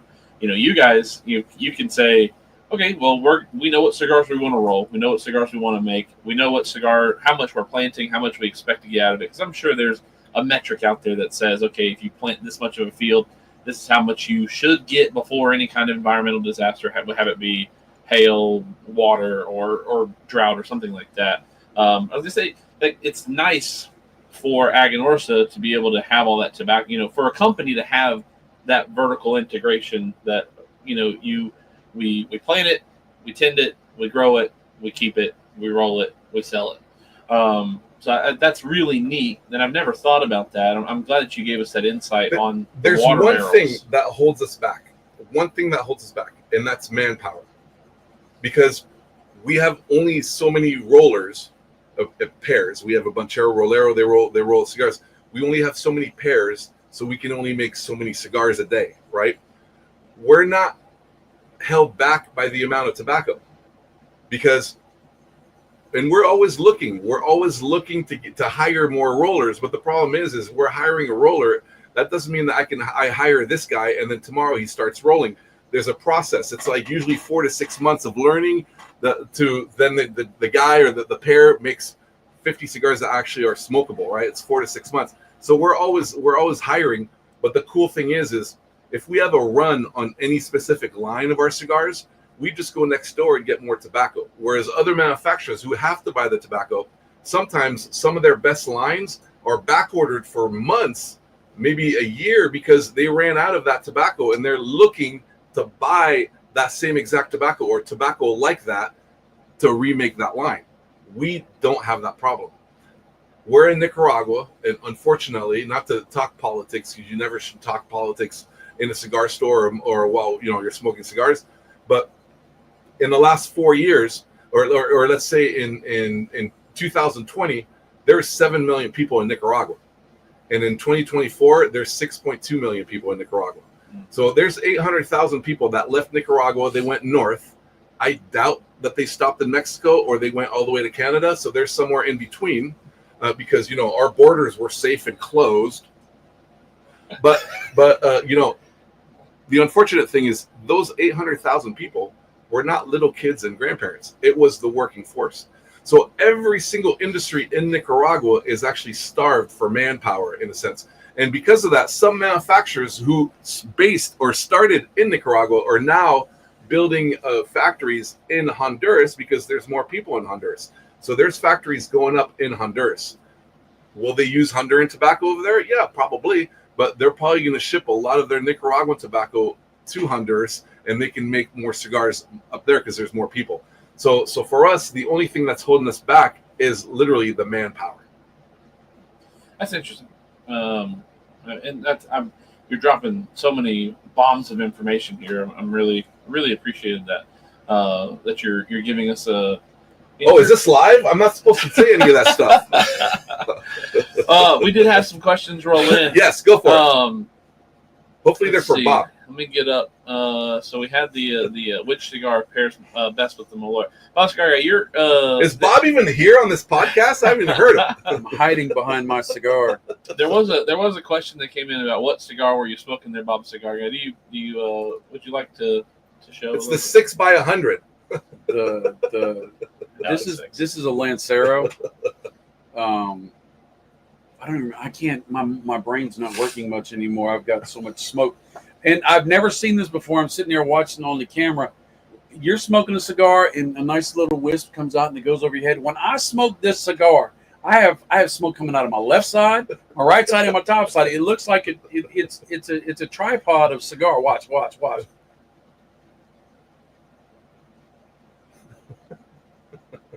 This is And I'm trying to smoke this thing down. His backside, we should be okay. We have the rabbit air running behind you. We got the roof vents going. There's a couple filters there, just in case. But now, Chief, thank you for calling me out because I could use a slight break, even though this does taste. It still tastes good. I'm not gonna lie, it still tastes good. I'm so glad. This is like instead of watching Amadeus, which was a 3-hour movie that you hated to watch, and instead you're watching Titanic. And yes, I like Titanic. It was a good. It was a fun movie. She should have put him on the boat. Never let go. Right. She should have put him on there, and he would have They survived. both could fit on the door. But they both should drown. in the spirit of all the great things that we've done together, the hot sauces. You're talking about Lawrence of Malort. Arabia. This is like halftime, right? The Malort. There's You got the intermission. intermission. I bought a special box for Fabien. Oh. I knew he was coming, and I'm going to go ahead and give you my apologies because you're guilty by association, so you get to be a part of this as well. This came from England, okay? And so here's the thing. Fabien said, I'll come on the show, but I will not do hot sauce again. And it's not my fault because I told him in 5 different emails it was hot sauce, and he kept not reading my emails. Even though he emails like a fiend, he doesn't read like a fiend. He just sends it out. And he's like, whatever, we'll do it. It's Chick-fil-A sauce. And I said, no, we're going to dip hot sauces up to 2 million Scovilles in with Chick-fil-A nuggets. I didn't know Scovilles. What's Scovilles? Isn't Tarek Scovill a pitcher for the Detroit Tigers? So I have a little black box. And so here's the deal. Okay. We're all going to take one, and at the count of 3, we'll all put it in our mouth, and Steve will make sure he has the cameras on, and we will enjoy this. Now, notice, the lid already tells you a little bit about it. Black Death Candy. Black Death Candy. If you're 8 years old, you're not allowed to eat this. So luckily, we're not talking mentality. We're talking about age, right? And what if you have an 8-year-old? Nope, doesn't work. I have one too. Doesn't work. So this is supposedly. Well, today, I believe I'm an 8-year-old today. Well, tough. So have a child service. 8-year-old is okay. It says under 8. Oh, so now you're really screwed. Oh, it smells so good. Oh, doesn't it smell good? The Black Death Candy is known to be glue. Supposedly, I thought it was like floor stripper myself. Is supposed to be the most sour candy in the world. So I'm going to go ahead and take yourself one. Don't put it in your mouth yet. Do not get excited about it yet. And if you would pass one over to the other hosts over there in the other room. And so Steve will bring us all up on screen, and I will not belabor this for a very long time. This is I give Fabien a little bitty thing, and Fabien, look at that. Look at that. You know, that means that you should have 3 of those balls. You know what? You should not. You should not. I shouldn't have to eat it. So on the yeah, I let that just go. I just let that go over your head. At this point. So on the count of 3, we will and you cannot spit it out. You can't shoot it across the room. You just have to suck it up and take it. Can I go like I do M&M's, throw it in the air? No, because you'll purposely miss it on purpose. And then you'll have it with cigar ash on the floor. So on the count of 3, we are going to take this nice little Black Death Candy from England and enjoy. Are you ready, my friend? A little. Cheers. 1, yes. Cheers. 2, 3. Oh, you can't feel it. It's hard. Guys are wet. Holy hell. Oh, man. I did what?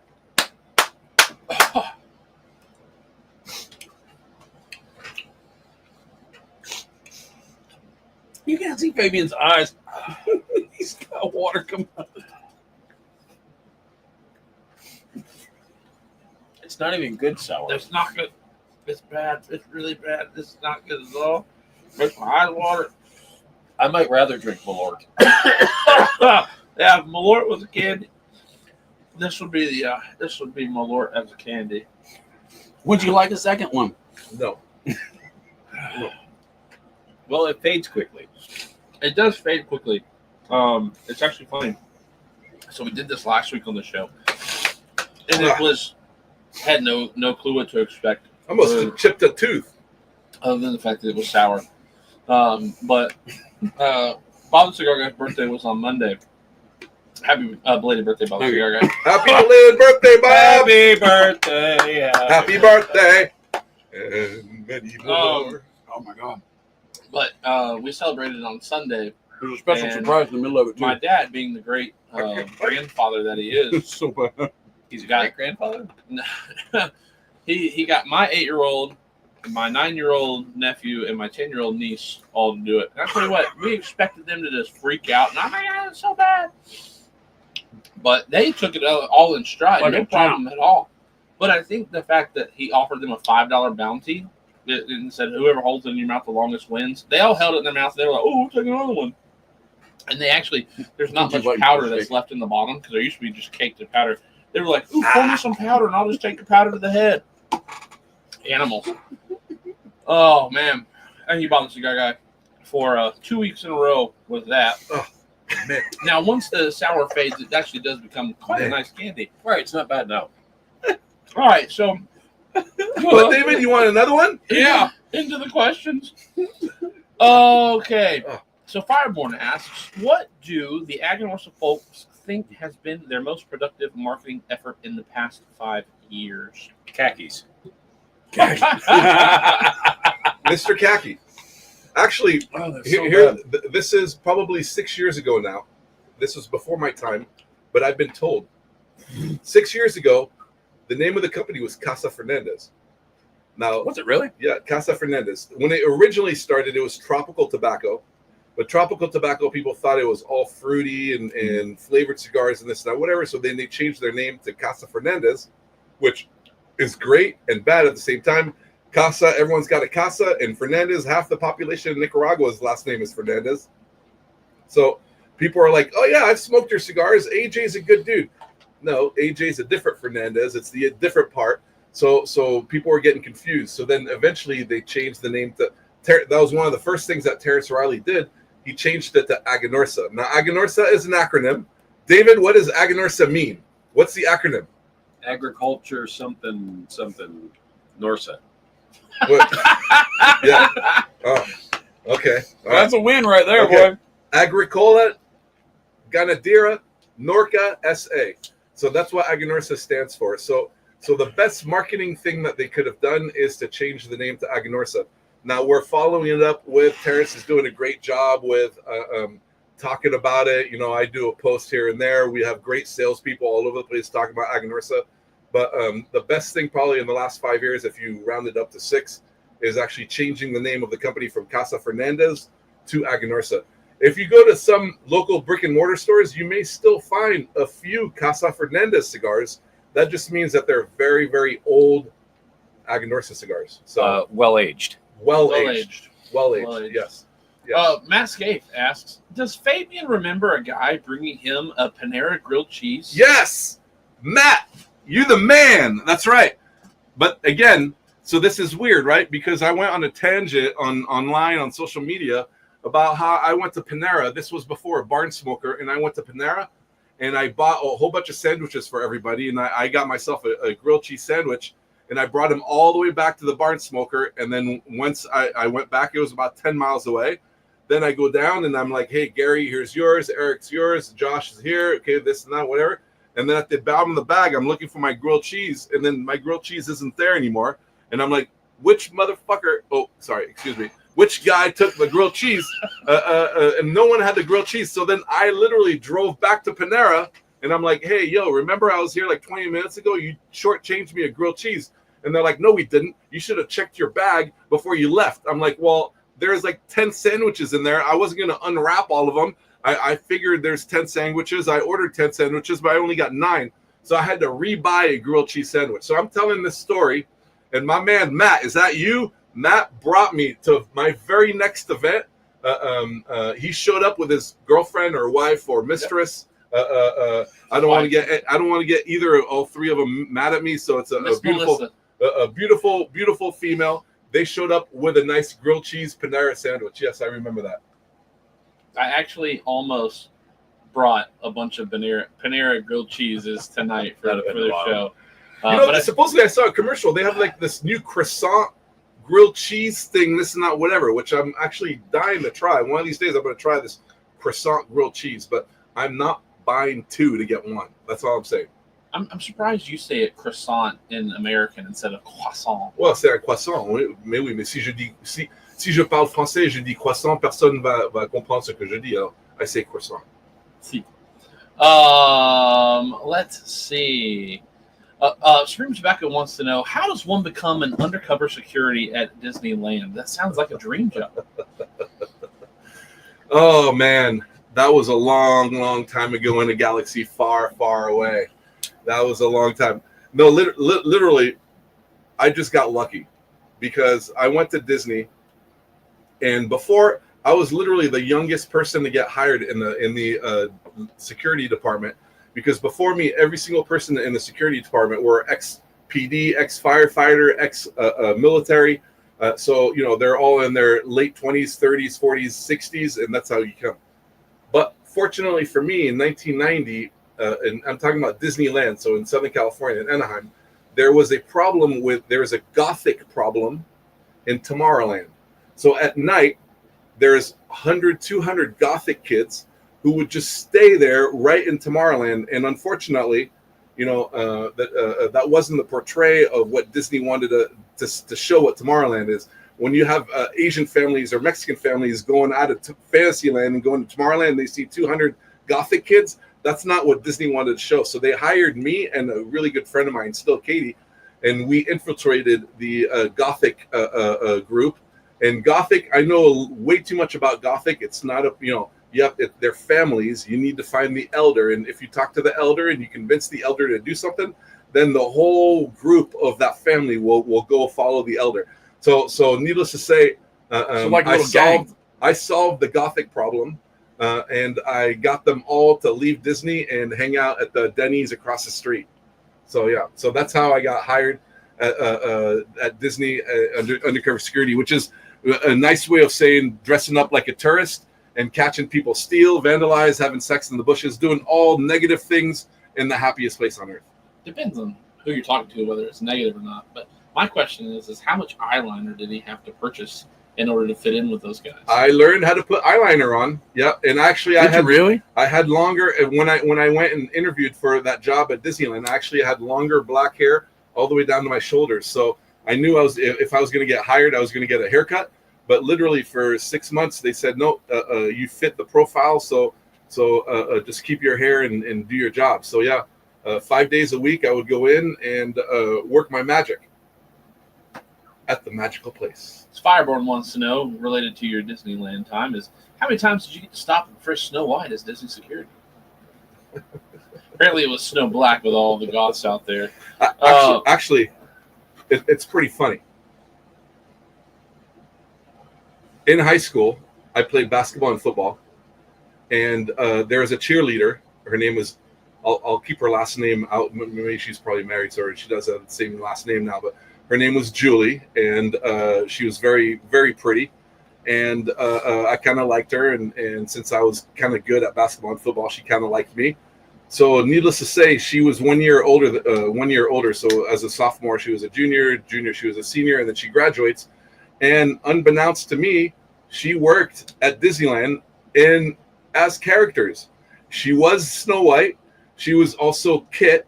She was also Kit from Knight Rider? No, Kit. The Kit is like Kit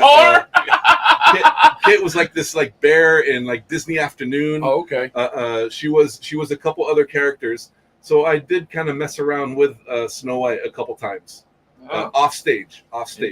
Yeah, Yes. not in Tomorrowland for the goths. As long as you didn't walk away going, "It's a small world." I had the King of Pop singing me "It's a Small World" like for 48 minutes once, but that's another story for another day. Stopped and frisked the King of Pop. Dan Burns wants to know, does AGANORSA grow any tobacco here in the United States? No. Sure. No, all our tobacco is grown in Nicaragua in 3 main regions. All our tobacco is in Jalapa and Esteli, and we have 1 farm in Condega. That's all Nicaragua. Yeah. So this is a question that came up while you were talking about learning how you have learned the tasting notes and how you can break down cigars and their tobacco. So Fireborn says, but Fabien, sometimes the master blender can get a fresh perspective from a layperson, meaning they get to understand what someone else tastes overall, whereas they may actually notice too many nuances.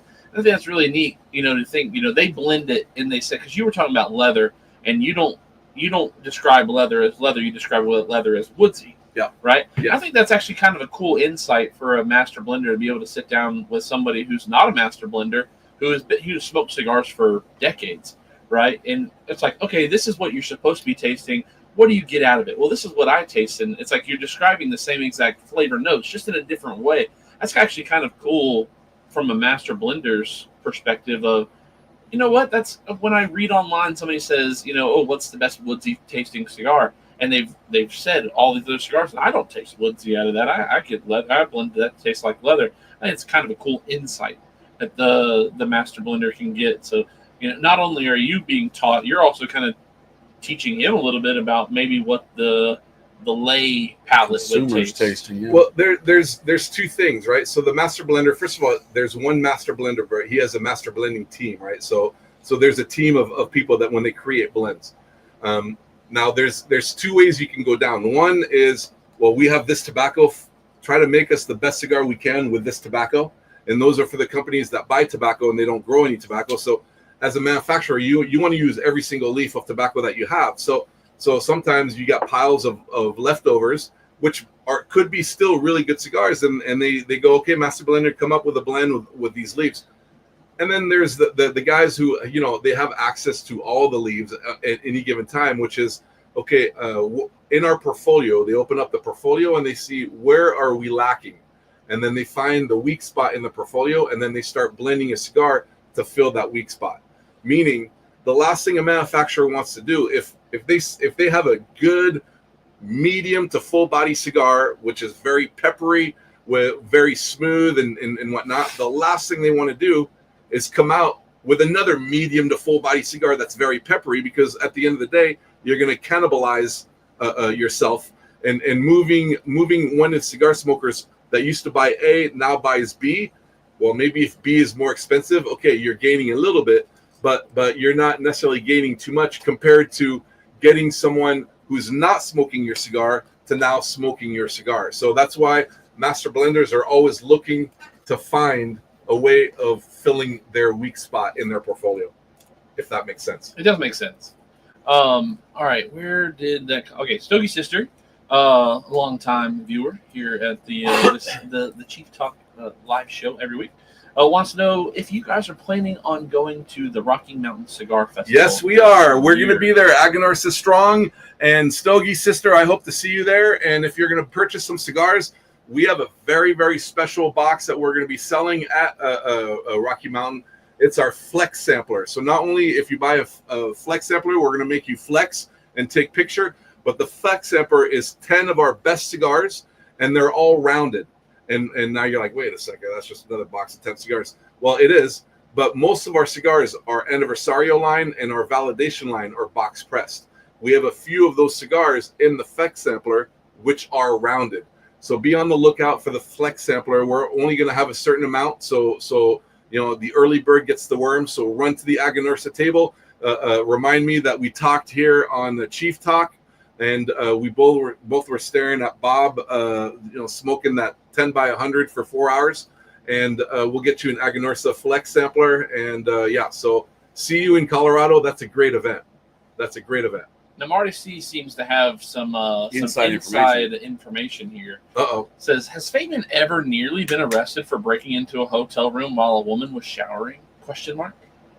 Seems very specific for you, Fabien. That is very specific. Next. Okay. Charles Adamson wants to know how long. The answer is yes. Charles Adamson wants to know. But it wasn't my fault. Charles Adamson wants to know. And I wish I never saw that lady. I wish. I close my eyes sometimes late at night, and I still picture her, and it's not a pretty sight. It's kind of like going to Sturgis, and you're like, oh, man, there's going to be all these half-dressed naked chicks, this and that, whatever. First of all, it's weird. At Sturgis, they have a rule. You cannot show nipples. You don't have to wear bottoms, but you just can't expose your nipples. So that's and you're like, hey, wow, that's a good reason to go to Sturgis. Yes, but when I tell you, when you find one good-looking woman, you have to weed through 18 women that have been under the sun way too long, and you don't know where their leather pants and their legs start and end. I mean, a little roast beef action. Yeah. Charles Adamson wants to know, how long did you work there? My daughter was Mickey and Minnie's bodyguard in the late 90s. So I was there from 1990 to 2000. So maybe I know your daughter. Her name's not Julie, is it?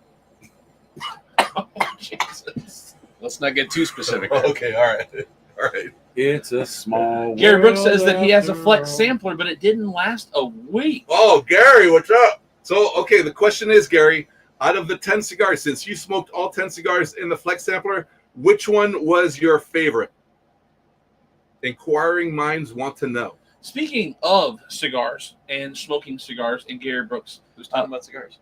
we all are. Oh, Yo, the law is in the house. The law is in the house. Before we do go any farther, we have a small shout out segment that we do every single week here. That's right. This is the 5th week in a row. So Chief Talk has a Discord server. Are you familiar with what Discord is? Yes. Okay, so Chief Talk has the Discord server where we have all of our videos that get published get sent over there in a certain channel. We have a spot where we can show what we're smoking, what we're having, with our cigars when it comes to pairing. We've got a channel for food, we got a channel for working out and all that kind of stuff.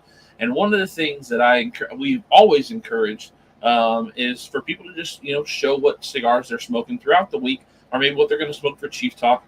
And then we have a little discussion because Chief Talk's only one night a week, and so I like to participate with our viewers and people who watch the channel in general. And friends that we've made along the way, at trade shows or events or things like that. And so 5 weeks ago, we started this thing where it's called the Stick Pick of the Week. And I encourage everybody. You didn't say it right. The You didn't say it right. Pick, what? Stick pick? What? Stick Pick. Oh, Stick Pick of the Week. okay. All right. Where Okay. people who are in the Discord and are posting pictures over there are encouraged to try to maybe find a way to post their stick in a little artistic way. Now, when you guys showed up, I had all my camera and lights and stuff over here, and I was actually taking pictures. One of the things I love to do is take, I've got this big camera here, as I like to take pictures of cigars and stuff in the cigar lifestyle. And I also like to take pictures of other stuff, but I really have honed my craft on cigars and premium cigar photography.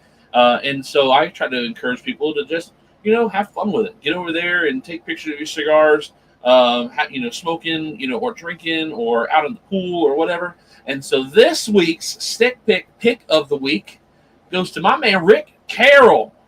Rick Carroll. Rick Carroll smoking. Whoa, smoking you win. the leather The Stick rose. Pick, Dick Pick, picture of the week. Yeah, speaking Okay. of chicks, we've got the leather rose. Okay. That is the Deadwood Leather Rose out of in conjunction with Drew Estate Cigar. Rick Carroll, congratulations for winning this week's Stick Pick of the Week. Stick Pick of the Week, where Chief has a favorite stogie picture that was posted within the last 7 days. So if you're not a part of the Chief Talk Discord, go search up Chief Talk Cigar Club on Discord, or hit us up in our DMs. We can send you the link directly to come and have fun, participate. It's not always about just posting your sticks. We talk about, are you grilling your meats? Are you, drinking, some super fun bourbon? Or you just having a good time? We've got people who post, like their workout regimens and routines and all sorts of stuff like Yo, that. it's Rick Stick Pick. It is Rick's Stick Pick. It is. Just be careful how you Google that. Yeah, don't Google it. Come over to the Chief Talk Discord. So, Rick Carroll, you won this week's Stick Pick of the Week. Post a picture of your cigar on Discord to be considered for next week's pick. Hey, by the way, Sammy asked a question about the Flex samplers. Sammy, to answer your question, Flex samplers should be available at every event, AGANORSA event, at select accounts. So you go to your nearest brick and mortar store, wherever you are, wherever you live, they do an AGANORSA event. There's going to be some Flex samplers there for purchase. I got my sister Allison, Allison and Andrew. I've known them for a long time. They actually came down to a very special cigar safari trip. It was couples only cigar safari trip over Valentine's Day, where actually my girlfriend at the time, now my wife, came. That was a wonderful time. And the Law is in the house. And the Law, he says, the 3 favorite people. You're right, Law. Me, myself, and I, we're here. I miss you, Law. I can't wait to see you next time. Keep wearing that yellow and keep flexing, my friend. Wow. You, Yellow and yourself, blue do and make you. Go ahead. They do. JB says we don't have to worry about HR. We're going to need legal after this episode. Gary Brooks answering your question about the sample set. I'd say offhand, the anniversary of Maduro was a delish, but they were all amazing and nub worthy. Okay, but which Anniversario? He said Because Maduro. oh, the Maduro Anniversario. Okay, all right, Maduro Anniversario. Nice, good. If Good. you were listening, Right. Good. All right, Oh, Mr. Brooks. Bob Ellis says I need to pick up my pit game. Hey, Yes. you know, it is awesome that we've got so many people who are just, you know, and for me, it's nice to just get the notification that somebody's out having a good time smoking a cigar. And I will say we do have a lot of AGANORSA validation going on. Michael Zakovic's over there making sure that the validation is held down. Gary Brooks, very active, actually Mod on the Discord, very active with a lot of AGANORSA alongside Dunbarton Tobacco and Trust and Little Big Delicious here recently. Hey, by the way, Allison, on that trip, there was a very special singer who sang a very special song the night where we had this all Nicaraguan band playing 80s rock. That was an amazing time. Amazing time. And Was they it didn't Phil sound Collins? like, and they sounded just like They sounded just like They did. Steve Perry. He Yeah, did. he sounded just like Steve Perry. Yeah. And then you go to them and you start talking to them, they don't know English. Yeah. Yeah. Speaking of no English, in England they make a very Wait, I hear sour a voice, candy. but I don't know where it's coming. Oh, wait, hey, Bob, you They make an Welcome. extremely Welcome to the show, Bob. extremely sour candy, and I'd love for you to try one if you would like. Steven has hid the bag or the container. Oh, you want me to go another one? I think you ought to, just because you loved it so much. Okay, you know what? All right. I'm not joining them in this one. Okay. I think the You know first what? one left a hole in my tongue. You know what? Yeah. My teeth I'm are not pretty- scared. He's not I'm scared. not scared. He's not scared. I'm not scared. He is. I got a cigar in my mouth. I can't do it.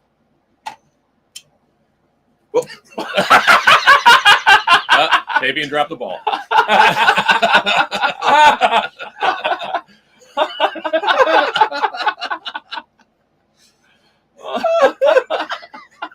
It's like the first time it hurt for the first 30 seconds, and then it's pleasurable. Oh gosh. You guys missed it, but David about shot his cigar like 6 feet across the lounge here. The first time I smoked a cigar, of course, that's what I'm talking about. Right.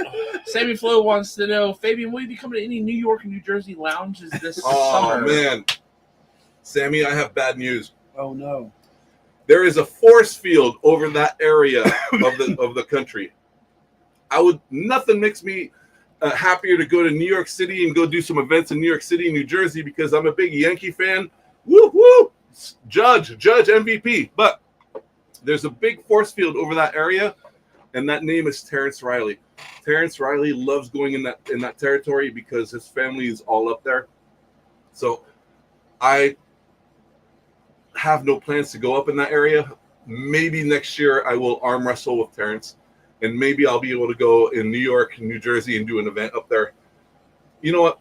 I will try. I will talk to Terrence when I go back in the office, if I don't choke on the sourness of this candy right here. But I will try to make it sometime next year, Sammy. Sometime next year. Sammy, what is the store I should go do an event at? Tell me what store I should go do an event. Sanja's store? Well, Sanj needs to carry AGANORSA for me to do an AGANORSA event at his store. I know. So, I know he's heavy with Sanj. So- Gary Brooks is asking Bob the Cigar Guy if you're going to smoke another Lunatic Safari style. Well, I don't want other people to miss out on 5 great AGANORSA cigars. How are you doing over there with your cigar? It's down to about 2. he's halfway there. Yep. Oh, we're halfway. And it's actually transitioning somewhat.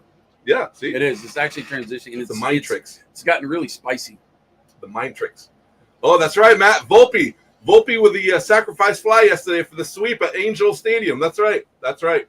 Hey, I hope we win 2 out of 3 this weekend, man. It's going to be epic if we win 2 out of 3. Fire Warden says I used all my Bob the Cigar Guy swag and my pick of a DE at Toby, but my pound dosing efforts were not. No, that's one of the things that I wanted to make sure that we didn't do with the stick pick of the week is I didn't want everybody to just grab their Bob the Cigar Guy swag or Chief swag and throw it in there to get the nod.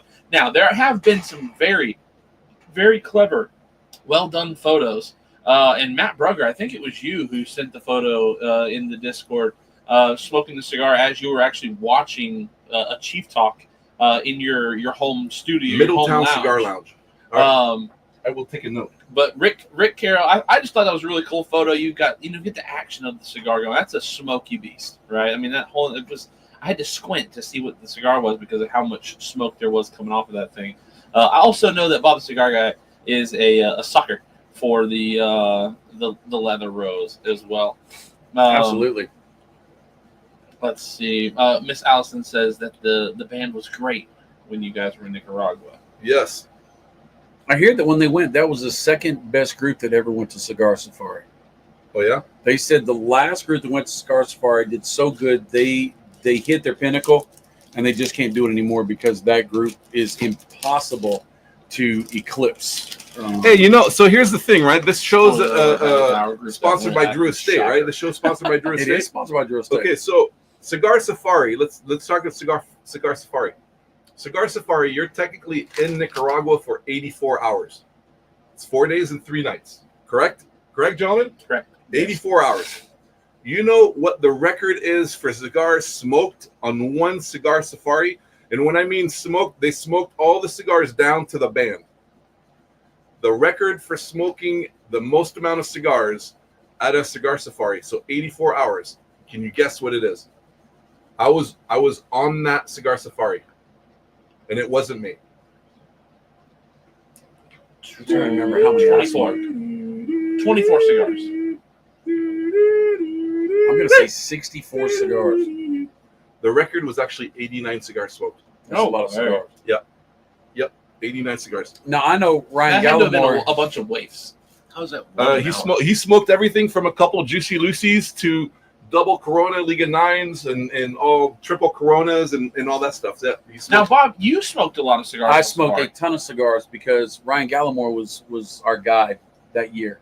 And so I said, hey, while we're here, Eric Gutmerson, Cigar Dojo was there, right? And I said, I'd love to do an interview or a review with Cigar Dojo and do his Undercrown, but I'd also like to do some other cigars, get 3 of each because I try to get at least 3 of each. One to smoke during the show, one to smoke after, and one Chief gets another one, and we do this and that. And he goes, well, I don't know what we have right now in production.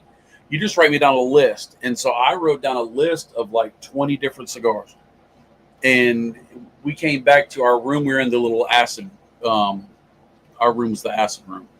That little small cabana off to the side. Sounds trippy. When we went in there, on my bed was Ziploc bags with 3 cigars in it, and it covered the whole bed. Everything that I'd asked for was there. And so I said, oh my gosh, now I need to put out a bunch of reviews. And so I put out almost all those reviews during the safari. And then I was smoking all the cigars every other second I could, because you go up there and you go into the lounge area and there's that big table with all those cigars. And then they're giving you the morning cigar, which is a super special cigar. It might be a cigar that's not even manufactured. It might have a different wrapper on it or something like that. And so we're smoking those. When we got on the bus, they gave us a 10-pack of different cigars. And so I was smoking through everything. Then you go to Hoya. Hoya gives you a pack. You make your own cigars at Hoya. You make your own cigars at Drew Estate. Right. Yep. It's crazy. And I smoked constantly. The only thing I had a hard time with smoking in the bathroom because it just felt weird to smoke in the bathroom. I did do the Tony Montana in that big tub in the lounge. I got in the tub, but I kept my clothes on. I didn't put water in there, but I did smoke a cigar in the tub feeling like Scarface. I did. I did not know that. Yeah. Now, I also used the bathroom in that lounge, but it was not for the tub at all. All I will say is Tonya and Florida were copious that evening. Alex Noander, welcome into the show. Happy to have you. How are you doing? What are you smoking? What are you drinking? I do want to know. And if anybody has changed their cigar since the beginning of the show, like Bob the Cigar Guy has not done, I want to know, what are you smoking? What are you drinking? To continue the vibes of what we do on the Discord. I'd love to know what you're smoking. It doesn't have to be anything that you're validating through AGANORSA Leaf. You just do whatever you're smoking this evening. Does AGANORSA have tours? No, but if you find yourself in Nicaragua, you can contact us and we can take you through the factory. FYI, Chick-fil-A brownie is better than the black candy. So, Oh, yeah? Oh, okay. Yeah. All right. Okay. yeah. You heard it here first. The I death- saw you reach for the brownie. I was like, oh, it might be a little. You're just like, oh, it's time to get on, some food to add in with the cigar. But No, I just had to get rid. I was gonna say my teeth do feel. You're talking about, I felt like there was a Yeah. hole burning through my tongue. Yeah. That's why I did not go for the second. So Fabien wins. there's only one man on this show apparently tonight. Fabien but, wins. He went for 2 balls. Yes. He had a little trouble keeping. There's it back. one man and 3 Lance Armstrongs on this show, Well, technically, or John Crux, if you're a baseball fan. Well, I'm smoking 5 cigars. There's 3 people in here smoking 3 cigars. So whoa. if we have Let's to not go forget with that I have a 7x7. if we have to go with that, Yeah, but his is bigger. I'm smoking more than anybody else here. So I'm only the true OG cigar smoker for today because I'm putting in work. Congratulations, Bob the Cigar Guy. You have smoked the most cigars this evening. Rick, Gary Brooks is smoking an Aventura Blue Hijack's Revenge, I assume is what he's going with. Rick Carroll, our winner of Stick Pick of the Week, has got an H99 and Dr. Pepper Zero. That's got AGANORSA tobacco. Ooh. Jeremy Smith smoking a Viaje Honey and a hand grenade. Oh, That's Careful us with too, that. isn't it? Yeah, they're working on Bob the Cigar Guy Nika trip. Ronald Smith has got the Cinco de Cadas with a Crown Royal. Gary Brooks is still waiting on the Bob the Cigar Guy Cigar Safari. Just saying. Matt Scapes on to an Aventura Queen's Pearl, still with Elijah Craig. Ooh. This does I like not Elijah. this does not hit you in the head. It doesn't make you swimmy. It doesn't make your guts hurt. It doesn't make you reach to grab something to drink or something to eat or anything else like that. And in the first half of it, especially because it's so far from where you're drawing it in, it's extremely a cool smoke. It's almost like the experience when you have a Lancero and you smoke that first inch and a half of Lancero. It's almost a cold smoke, right?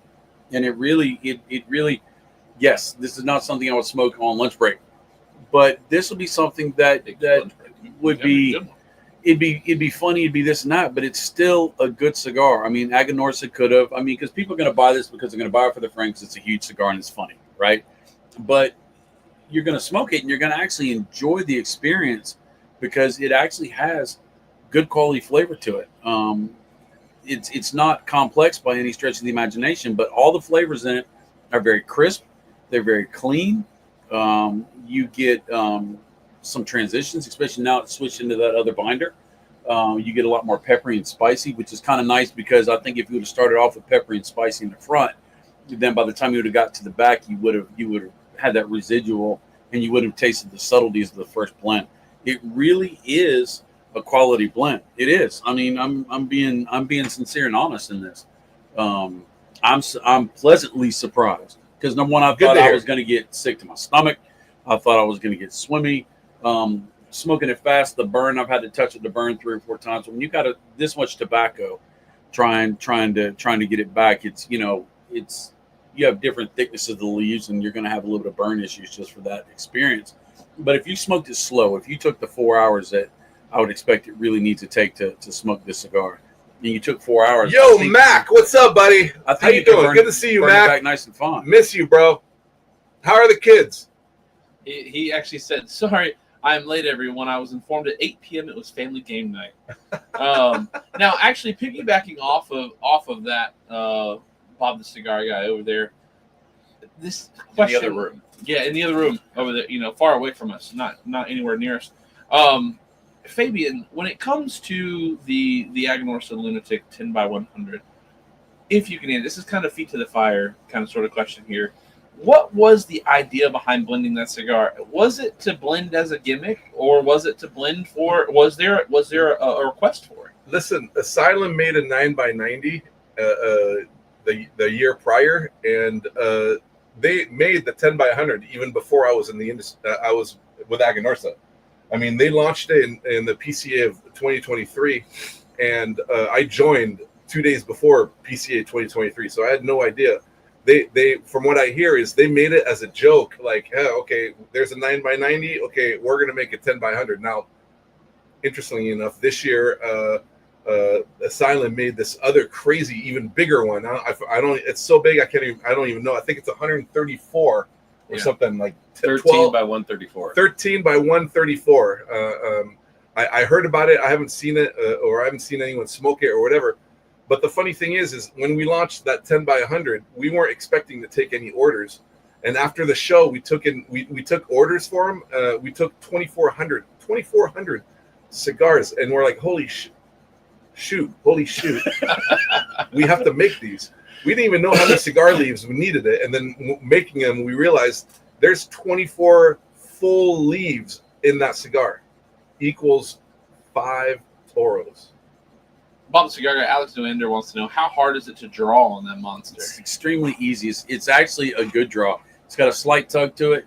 It's not just hollow, and it's not a tight draw at all. You're not tugging on that big stick? No, I'm not tugging on any stick. That's so bad. Mac Bergson says, Fabien. That's right. Fabien, That's right. And to a lesser extent, Jared, got me through the pandemic. The happy smoky hour. Happy That's smoky right. hour. When we had to segregate ourselves from other people, we were smoking a hookah every day. We segregated ourselves for 14 days, and Mac's son was our number one fan. He was our number one fan. Yep. That's right.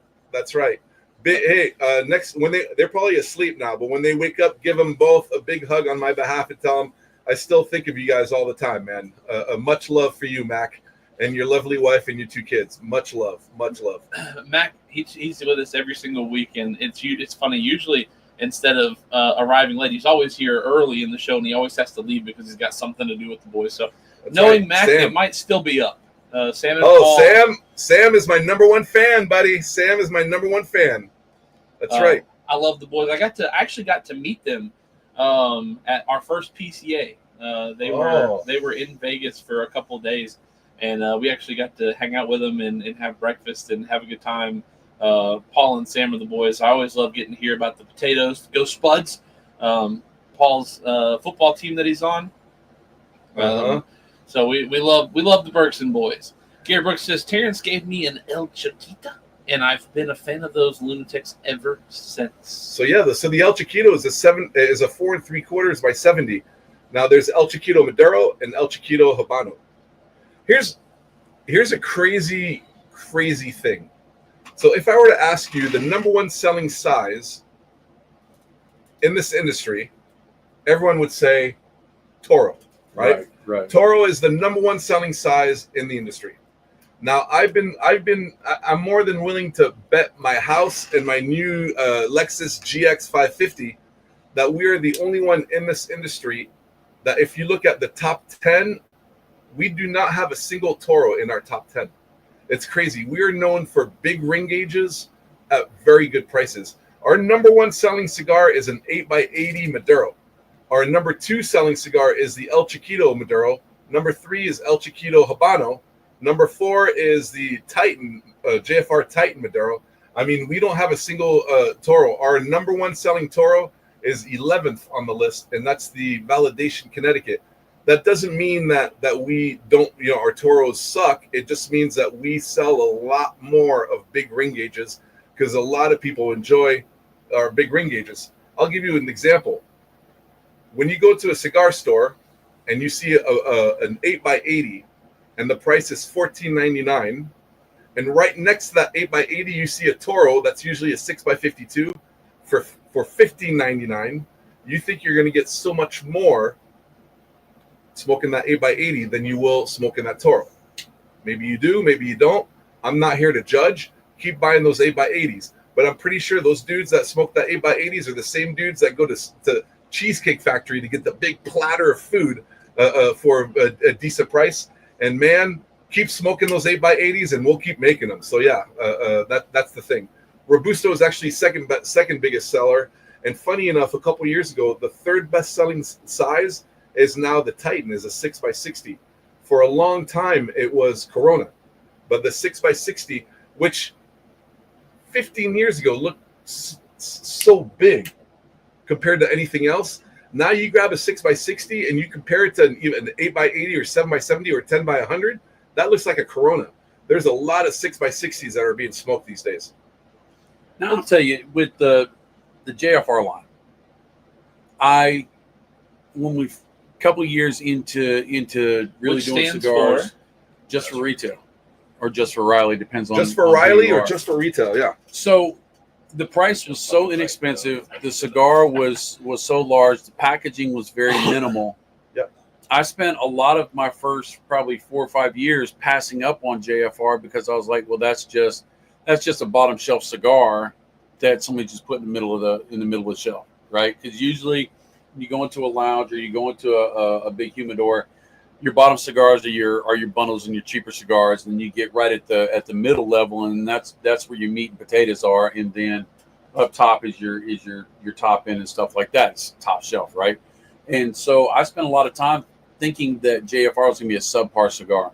And when we first started the channel, other than stuff y'all sent us from Drew Estate, the whole channel was built upon people would send me their own personal cigars, and I would just do reviews of different cigars, which really helped me grow my palate because I tried tons of cigars I never ever would have tried. You kind of get pigeonholed into what you like or what you think you like, and then you just stick with that, right? And I got JFRs through there, and I found out that just because it's at a low price point does not mean it's not budget luxury. And it's impressive to me that at that price point, you could make a less flavorful cigar. It'd have to have good draw. It'd have to have good burn. It'd have to have good smoke content. But, you could have your subpar tobaccos in there and it would still sell because you're buying it at that lower price. And I find that cigar is not a cigar usually that I would smoke when I'm working in the shop. It would be something I would smoke when I want to sit and smoke a cigar for the sake of smoking a cigar instead of I'm doing something. I want to have a cigar in my mouth while I'm doing it. And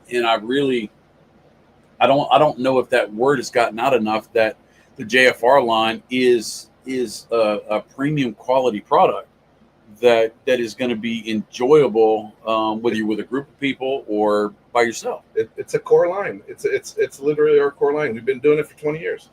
So yeah, I mean, if you've never smoked a JFR, go get one. I mean, get two. The Connecticut is really good. The Maduro, the Corojo. Corojo is 100% Nicaraguan. The Maduro is a San Andreas Maduro, and the Connecticut wrapper is a Ecuadorian Connecticut. So the Maduro from San Andreas and the Connecticut from Ecuador are the only two leaves that we buy. Filler binder is all Nicaraguan from our farms. I just got sent a picture through text message from Jeremy Smith, who's watching. He sent me that. Oh, damn. Yeah. Yeah, we're doing a raffle. A raffle. Picture of Jeremy Smith and Fabien. Of course, we have our faces in here, so it's a much slimmer Fabien. That was Dirty Fabien. Oh, I was going to say, you're wearing a DE4 Live hat, and that triggered me because one of the saddest parts of my entire life since I've started being in the media part of the industry is that you, Bob the Cigar Guy, and myself shot a DE4 Live podcast that never aired because not too long after that you left. 2 days after. That was the weekend of the Barn Smoker. We shot a D for Live, and then that Monday I left. Yep. Joe was supposed to send it to you. He was. He never sent that to you? No. Because not too long after that, Joe left. Oh. Freaking Joe Grow. Guy from Philly. This is the only guy in Philly who will eat steak and will eat cheese, but will not eat a cheesesteak. I did think about asking if you guys wanted to go to the Philly cheesesteak restaurant right up the street. Oh, man. Tonight. Oh, well, yeah. Gary Brooks says the big ring gauges mean that I don't have to get out of the hot tub as often. True that, Gary. True that. Alex Noander wants to know, where should I start JFR if I like San Andreas wrapper and a peppery stick? Okay, well, you get a Maduro and a Corojo, and you smoke them both at the same time. Or you smoke the JFR 20th El Chiquito, because that's definitely got pepper to it. There you go. The JFR 20th, 4 3/4 by 70. Oh, yeah, it's not called the El Chiquito. San Andreas Maduro wrapper. You're going to get that pepperiness and medium to full body. So go to your local brick and mortar store. Starting today, in the next couple of days, they're all getting their orders that they placed at the PCA, and get that JFR 20th 4 3/4 by 70. He said pepperiness, not pepper penis. It did come out a little God, close dog, there. boy, we are. I just got to make sure. But we We're are family friendly most of the we time. are, I mean, This is a very Rick, one-track Rick, mind this stick, evening. chick, pick, dick, tick. Listen. I will say, I want to let you know as we wrap up the show here. You did beat Terrence Riley's numbers for the live show. We had I did? We had 34 active watchers for Terrence. Tonight we got 38. Oh, well, I am Mr. TR. What can I say? He Mr. brought TR is in the 34, I brought house. 4. There you go. There you go. Mr. TR is in the house. Congratulations, Dave.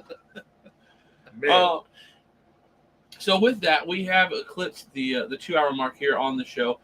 We do thank you all for hanging out with us this evening. Fabien, David, you guys don't have to go. You can stay here. We can smoke. We can have a good time. But we are going to let the wonderful 20 people who are still watching a full 2 hours into the show, let them go.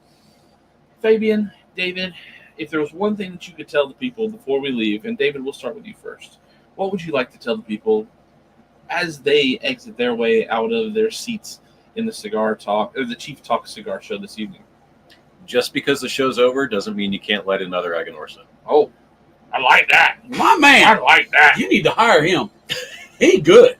I like that. He good. He don't know how to say AGANORSA as the but other than He that, doesn't know what it stands for. he Should I say killed it. AGANORSA? Is Yeah. that? Fabien, I'm under the influence of lunatics. Fabien, now you have to top that, right? What would you like to say to I would like to leave the show with a question you can all ponder while you smoke that next AGANORSA, which is, do animals have the concept of time?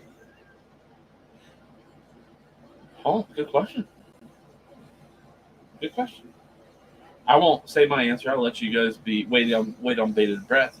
But that's a really good question, Fabien. I appreciate that. Follow up in Discord. Yeah, follow up in Discord. Absolutely. Send it over to Discord. All right. Chief Modoc here. Thank you all for hanging out with us again this week. Again, Chief Talk brought to you every single week by Drew Estate Cigar and Natural Cigar, making sure that you have the best, the greatest Thursday night show that you could ever have in the entire world, bringing you fantastic content like Fabien and David here in studio, making sure that you get the best of the best of the best that there is. We love you all. Thank you all. Smoke good. Hit up the Discord. If you need the Discord link, hit me up. I'll shoot it over to you. And, yeah, we love you. We'll see you next week. We're going to have a good time. You let us know what you smoke in the week. See you. Have you checked out ChevetteReport.com? It's the newest cigar media outlet to keep you in the know with all things cigar lifestyle related. From press releases to reviews, we have it all covered. Be some of our first members to join ChevetteReport.com and be a part of the next step in the cigar culture.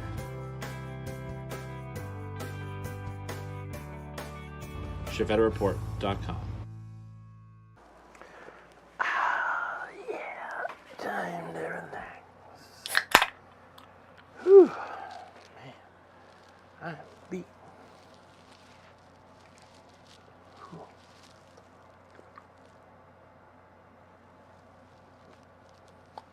What are you doing? What are you doing here? Show's over. Go home. Go home. Show's over. What are you waiting for? You waiting for another show? This is a one-ticket entry. Go. Bye. Go. Go. Go.